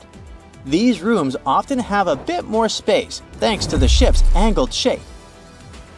However, keep in mind that they experience more motion from winds and waves, which some cruisers love. While forward verandas are rare and can be windswept, the ocean view staterooms here often feature bigger windows for amazing vistas. On the flip side, aft staterooms provide stunning views of the ship's wake and great sights as you leave port. These rooms also typically have larger verandas, sometimes L-shaped, perfect for relaxing. Many dining options are also found towards the aft, making mealtime convenient. Just know that these rooms can be a bit further from elevators, requiring some extra walking. Don't forget to check the ship's deck plan before booking. If noise is a concern, avoid staterooms near busy areas. And finally, higher decks are usually pricier but offer better views and access to pool decks. Hey, you know how I-95 is one of the most crowded highways in the US? Well, there's also an I-95 on cruise ships, but it's just a hallway. This I-95 is down on Deck 0, and that's where the crew is hustling away under your feet. It's the crew's lifeline, where they do their laundry, hit up the nurse if needed, transfer your luggage, and sneak back into their tiny cabins for a breather. Now, if you romanticize working on a ship, let me try to talk you out of it, especially if you're into food. You won't be treated for leftover stuff. These are just rumors circulating online. It's true that the food isn't as luxurious as for passengers, but it's still quite okay. And if someone from the crew wants to treat themselves to something special, they can make a trip to a grocery store at a port to stock up on their favorite snacks to enjoy in their cabins. Yep, the crew members literally live on a ship. Their rooms are tiny and don't even have windows. Picture a bunk bed crammed into a space where the top bunk is so close to the ceiling, you end up bumping your head every morning. They have a tiny closet and just 2 drawers, which means you can only fit a couple of outfits. And what about bathrooms, you may ask? They're so cramped, you could sit on the toilet, take a shower, and brush your teeth all at the same time if you really wanted to. As for sleep, they don't really sleep at night. Instead, they catch cat naps throughout the day. It's tough to squeeze in a full night's sleep when shifts can last over 12 hours, and any free time usually goes to traveling, eating, or partying. A Portuguese archaeologist just discovered a bunch of sunken ships filled with gold, including a Spanish galleon with 22 tons of gold and silver. This much gold today is worth about $2 billion, and this is the money from one ship alone. Archaeologist Alexandre Monteiro made this discovery almost by accident. He was studying some documents when he found some information about a ship that went missing in 1615, and he decided he wanted to find it. After many years, Alexandre found not just this specific ship, he actually discovered 8,620 shipwrecks in the waters of Portugal alone. Out of this number, 250 are gold-filled shipwrecks, a discovery that would make any Jack Sparrow shake in his boots. Most of these ships went down for boring reasons like the weather, but sometimes they were destroyed in battles, which may or may not have been super epic. They were carrying gold and other treasures from the New World to Europe, and of course, everyone wanted a share. Alexandre had been studying historical shipwrecks for 30 years now, so he has discovered many ships that went down in somewhat glorious ways. In 1816, for example, a ship of one of the richest men in Portugal sank in Australia with an insane amount of 66,000 silver coins. This was the first ship from Portugal to ever plunge in the waters of Australia. The bad news is that these ancient sunken vessels, filled with riches and epic stories, are not so easy to reach. They're deep down in the ocean and covered by sand. You could still try, but that would be stealing part of a country's history, and you wouldn't want to be that person, would you? Naturally, Portugal was not the only country that explored the seas back then. The coast of Europe is packed with sunken ships filled with gold.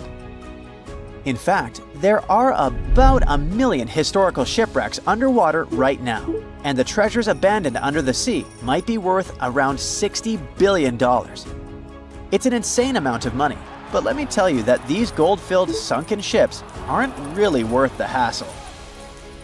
There are many stories of maritime treasure discoveries that turned into insane lawsuits and even long jail time.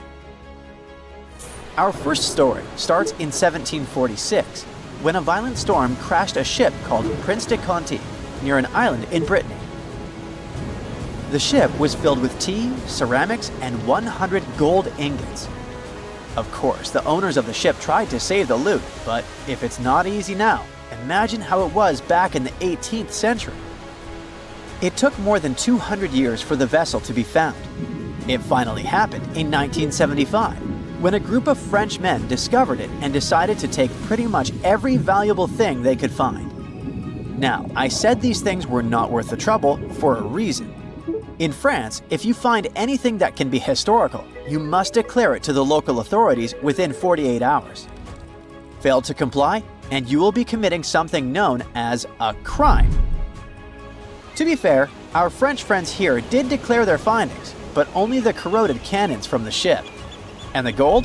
Well, they sold it. Obviously, because each gold bar is worth between $125,000 to $231,000. It took French authorities almost 50 years to retrieve the stolen gold, and they didn't retrieve all of it.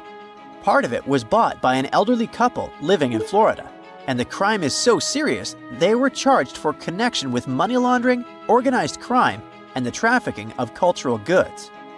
The poachers also sold some gold ingots to the British Museum collection.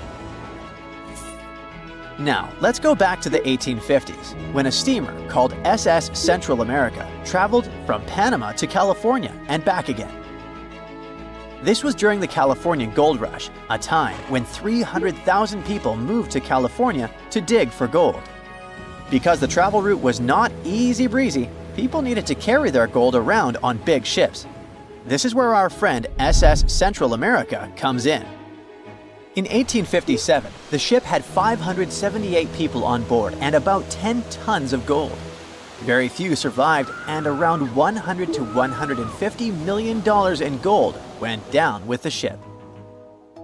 All of this explains why in 1988, a group of investors from Columbus decided to finance a research project to find this ship. The research was led by a guy named Tommy Thompson.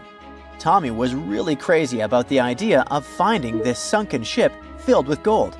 It took him years to find the exact location of the SS Central America, especially because the ship was 7,500 feet beneath the surface of the Atlantic Ocean, and retrieving it required a lot of fancy tech.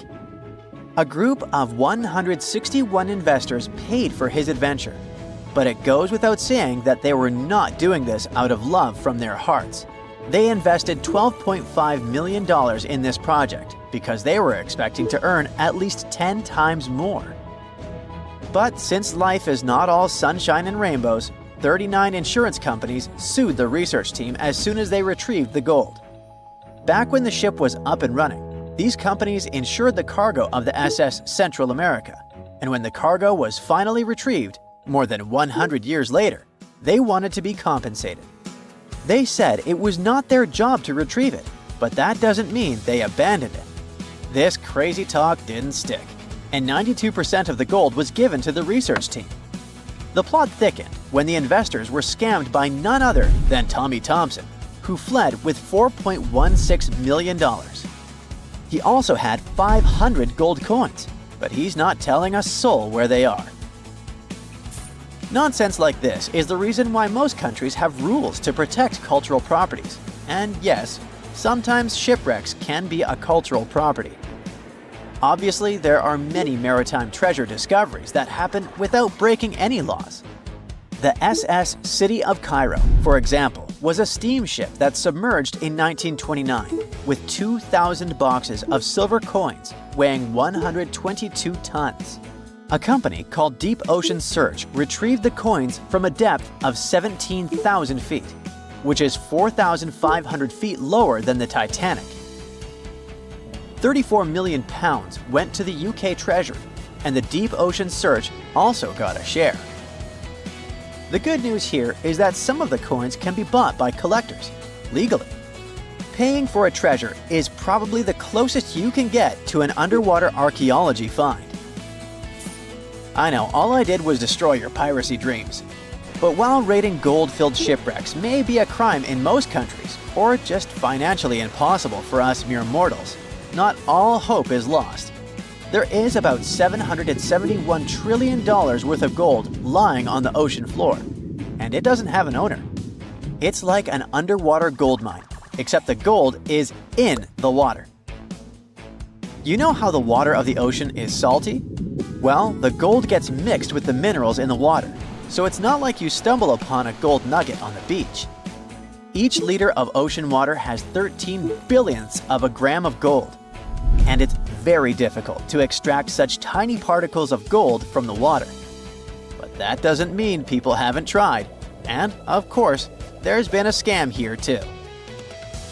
In the 1890s, a guy claimed he had invented a thing that would suck gold from the seawater. When he got enough money, he fled the country with the cash. If you really want to get some gold, you could try to extract it from the Earth's core, which has 1.6 quadrillion tons of gold. There's 16 times more gold in the Earth's core than what humans have mined in the whole of history. No hoax involved here, because nobody has dared to go down there yet. With archaeologists discovering gold-filled sunken ships out and about, maybe we can make our own maritime treasure discoveries, or at least save enough money to buy some silver coins. If we're happy enough finding a few bucks we forgot about in our pockets, just imagine stumbling across $13 million in a place you'd never expect. That's exactly what happened to a group of diamond miners working in the Namibian desert. In 2008, they found this incredible treasure inside a shipwreck that happened over 500 years ago, and the story behind this abandoned vessel is packed with mysteries. It all started back in 1533, when the Portuguese built this special trading ship. This model was believed to be a part of a newer class of vessels that were bigger, more efficient, and tougher than the ones that came before. Portugal really needed that, since they were dominating trade all over the seas at the time. So the main purpose of this ship was to support those long-distance expeditions during this super prosperous era. On March 7th, the Portuguese decided to test their impressive new ship, and on that fresh spring day, big vessels sailed down the Tagus River and out into the Atlantic, with flags flying and colorful fabrics draping from their tall masts. Off they went, leaving Lisbon, the capital of Portugal, and heading for Western India. At least, that's what researchers think, since this was a pretty common route for them back then. Most of the time, the Portuguese were after spices. In the early 1500s, it was pretty hard to find things like cinnamon, ginger, cloves, black pepper, and turmeric in Europe, so they had to go to India for them. Unfortunately, one of the ships never made it to its final destination. In fact, to the despair of the Portuguese court, this vessel completely vanished, leaving no sign of a shipwreck. And none of the roughly 300 people on board were ever found. Could they have strayed so far off course that they ended up in the Americas or on some island along the way? Well, anything was possible, and the ship, along with the mystery of its disappearance, became legendary. Fast forward over 500 years to 2008. Diamond miners were doing their thing on a coast near Oranienburg when they started finding some strange stuff while digging, like pieces of metal, wood, and even odd objects that looked like bronze pipes. That was definitely strange, so they called an archaeologist to figure out what was going on. When the archaeologist arrived, he noticed all sorts of strange bits and old pieces scattered around. Little by little, he began to identify those things. First, elephant tusks. Then a 500-year-old artillery piece. All of a sudden, it hit him. This was definitely a shipwreck, but what the archaeologist didn't realize at the time was that this shipwreck turned out to be one of the most significant ever found. Back then, it wasn't easy at all to convince the mining company that archaeologists had to keep exploring the site. But thankfully, they managed to, because on the 6th day of searching, they spotted a treasure. And they literally filled their hats with over a 25-pound mixture of Spanish and Portuguese gold coins. Turns out this old abandoned ship was loaded with gold, tin, ivory tusks, and over 40,000 pounds of copper ingots when it met its watery and tragic end. In fact, specialists believe that the copper ingots played a key role in keeping the wreck so well preserved. The first reason is kind of obvious. The copper ingots weighing everything down, keeping the shipwreck remnants at the bottom of the ocean. And that was great, as 5 centuries of storms and waves would have washed everything away. But copper ingots were also important for another reason. Fish and other sea creatures might feast on wood, jute sacks, and leather shoes. But copper really ruins their appetite, which means a lot of stuff survived those 500 years at the bottom of the sea that it really shouldn't have. So yeah, against all odds, the treasure was preserved and in excellent condition. The gold looked shiny and intact. While it's impossible to prove beyond a shadow of a doubt that they had just found the legendary Portuguese vessel, all the evidence points to the fact that, yes, they did. One piece of evidence comes from an old Portuguese book that says that between 1525 and 1600, 21 ships were lost on the way to India, and one of them actually sank somewhere near Namibia, getting lost on the turn of the Cape of Good Hope. Bingo! From that point on, experts have been going over the wreckage, measuring, photographing, and scanning the site millimeter by millimeter with a high-tech 3-dimensional laser scanner. Their goal was to figure out what happened to this ship, or at least get closer to the truth. The first question they had to answer was, why was this ship so close to the coast of Namibia? We're talking about great sailors who probably knew that that stretch of coast was famous for its storms and fog. What happened then? It seems that 4 months or so after its grand departure from Lisbon, the fleet was struck and scattered by a huge storm. So the most likely explanation is that the combination of bad weather and heavy cargo forced the captain to run the ship aground on purpose. According to one theory, he dropped the front anchors and slowly beached the ship. Then it hit an underwater rock in the surf, rolled over in the big waves, and all attempts to free it failed. It began to break apart, starting with the upper structure. At that point, the treasure chest fell out of the captain's cabin and sank down to the seabed. It eventually got crushed and pinned down, but it was also protected by a big piece of the ship's side that broke off when the hull fell apart.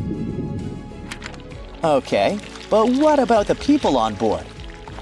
Winter storms along the Namibian coast can be brutal, with winds over 80 miles an hour and huge waves, making it nearly impossible to get ashore. But if the storm calmed down at some point, it is possible that the shipwreck had survivors. I mean, some human toe bones were indeed found, suggesting at least one person didn't make it, but these were the only human remains that were recovered. There weren't many personal belongings found either, which leads archaeologists to think that most people on board likely made it to land despite the ship breaking apart. But we can't really say this was a happy ending. Yes, most of them might have survived the shipwreck, but they ended up in one of the harshest places on Earth. An empty stretch of sand and scrub for hundreds of miles. It was winter, so they were cold, wet, and exhausted, with no hope of rescue. Nobody knew they were alive or where to find them. Plus, no ships were likely to pass by, since they were far off the usual routes. Going back to Portugal seemed impossible. After the first round of exploration, researchers found that the ship's remains were scattered across 3 large sections along the coast of Namibia. In the end, more than 40 tons of cargo were recovered from the site, and thousands of different artifacts were found and cataloged, including lead, tin, textiles, and even some astronomical instruments. So, you might be asking, who got the gold? I'll just say that it didn't go to the miners or the archaeologists. According to the researchers involved, every single coin was handed over to the Namibian government. After all, that is the usual procedure for random ships found on the beach. But this case wasn't that simple, as there is an exception to this rule. If the ship found is a state ship, the country that owns it has the right to receive the treasure. In other words, everything they found inside this old abandoned vessel actually belonged to Portugal, no matter that it all happened ages ago. But the Portuguese leaders apparently allowed Namibia to take the lot. Two sailors were traveling not far from the infamous Bermuda Triangle when they noticed a boat that seemed to be moving by itself. The sails on it were down and the motor wasn't running. One of the men was Matt Rutherford, the first man to ever sail non-stop on his own around North and South America, who has seen a lot during his voyages. But this one was spooky even for him. An awfully abandoned boat that could be hiding scary things inside. Rutherford still decided to approach and inspect the vessel to see if there was someone aboard who needed help. This story happened in 2013, but the sailors waited for 10 years before they published the footage.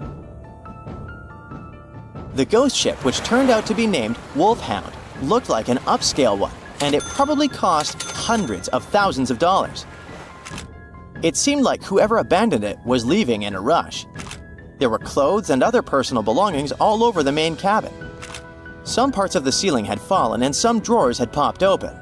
Rutherford was afraid to open doors in cabins, so he carefully searched the boat step by step, and luckily found no people who would need help. The sailors decided to tow the ghost ship back to Bermuda. It wasn't easy because Wolfhound was bigger and heavier than their boat. After days at sea, the crew was running low on fuel and asked a passing freighter to stop and give them some gas. They kept pulling Wolfhound with just sail power until the tow line got wrapped around the rudder, and they realized they could get stranded in the Bermuda Triangle. So they had to abandon the ship. After another 23 days in the Atlantic, they finally reached Bermuda. As it turned out later, the mysterious ghost ship belonged to an Irish yacht club member. It got caught in a storm with waves that were 20 feet high and super strong winds, and couldn't continue its voyage. A Greek cargo ship rescued the crew, but they had to leave the ship. Rutherford and his crew found the yacht 9 weeks later.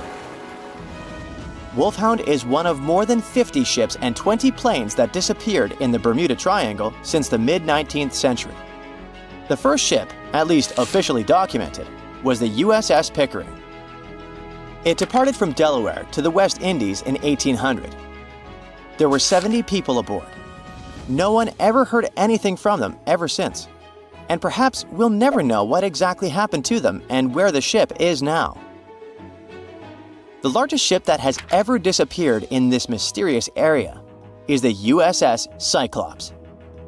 In March 1918, carrying a crew of 306 people, the USS Cyclops left Barbados and headed home to Baltimore. It had tons of dense manganese ore on board, which was used in steelmaking. Something happened during its 9-day voyage when it was passing through the Bermuda Triangle. The last message from Cyclops said, "Weather fair, all well," and then it disappeared forever, without even an SOS signal. Another ship that the Bermuda Triangle supposedly took forever was the Cotopaxi in 1925. It was loaded with coal and had a crew of 32 people on board. Its trip was supposed to go from Charleston, South Carolina to Havana, Cuba, but something went wrong and the ship disappeared. Recently, scientists discovered that the Cotopaxi was lying at the bottom of the ocean about 35 miles from St. Augustine, Florida. Divers who like to go down to the wreck nicknamed this spot the Bear Wreck, but didn't realize they were exploring the remains of the Cotopaxi. One of them, Michael Barnett, was trying to identify the wreck for over 15 years. He carefully measured different parts of the shipwreck that survived underwater with his team. When they compared these measurements with old blueprints of the Cotopaxi, they saw that everything matched up perfectly. The size and position of the boilers were exactly as described in the blueprints. This helped them confirm that they had found the Cotopaxi, and it looks like there was nothing mysterious about its disappearance. It was a combo of bad maintenance, poor care, and rough weather. Many of the hatches used to access the cargo hold where the coal was stored were either broken or missing. This meant that if the ship ran into a storm, water would easily get into the cargo hold, and the ship would get unstable and sink. As the Cotopaxi sailed off the coast of Florida, it met a tropical storm. Just before it disappeared, it sent out a distress call. It was near St. Augustine, so all the puzzle pieces fell into one place. People have come up with all kinds of ideas to explain what might be happening in the Bermuda Triangle. The wildest one is that spaceships from other planets are taking these ships and planes away. Or maybe it has something to do with the lost city of Atlantis, a legendary underwater city. But there are also more rational explanations, such as the fact that this area often has wild and unpredictable weather, with sudden storms and water spouts. For hundreds and hundreds of years, sailors have told stories about giant rogue waves that seem to come out of nowhere in the open ocean. It sounded like a tale in the past, but in the last 20 years, satellites have spotted these freak waves, some of them reaching over 100 feet tall. Storms from the Gulf of Mexico can hit the Bermuda Triangle area and create such rough and unpredictable waves. Scientists built a model of the USS Cyclops and put it in a wave simulator. They say that even a rogue wave 50 feet tall would be enough to flip over that ship. It had a flat bottom and was less stable and more likely to tip. There are also lots of hills and deep valleys on the ocean floor, which can be dangerous if a ship isn't navigating carefully. Sometimes things can go wrong with engines, communication systems, or other equipment. If a plane or ship has a mechanical problem far from land, it can be really hard to get help quickly, especially if rescue teams are far away. The Bermuda Triangle also has magnetic anomalies, so in some parts of it, the compass might point in the wrong direction. And then there are human mistakes, like misjudging distances, making wrong turns, or not listening carefully to directions. This is what happened to Flight 19, a group of planes that went missing. The leader of the flight, Lieutenant Charles Taylor, decided to fly into bad weather without all the equipment they needed. He was also tired, so it was really hard for him to make good decisions.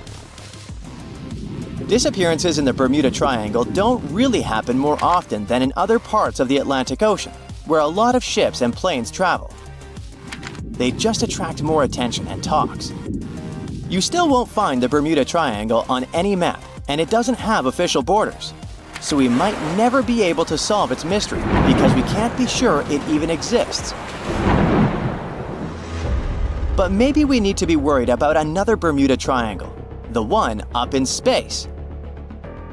This space triangle doesn't make things completely disappear, but it messes with the equipment on the spacecraft, causing glitches and makes things stop working for a while. The Bermuda Triangle of Space, which is more officially known as the South Atlantic Anomaly, is a unique area above the Earth that stretches over parts of South America and Africa, from Chile all the way to Zimbabwe. It sits right where a part of Earth's magnetic shield is weaker than usual. When a satellite passes through this area, thousands of high-energy particles, especially protons, hit every square inch of it every second. To keep satellites safe from this radiation, space agencies often put them in sleep mode when they pass through the SAA. The Hubble Space Telescope passes through the SAA about 10 times a day and spends about 15% of its time in sleep mode because of this anomaly. Even astronauts on the International Space Station, ISS, which also travels near this zone, have to be careful about radiation. Parts of the ISS, like the kitchen and sleeping areas, have extra shielding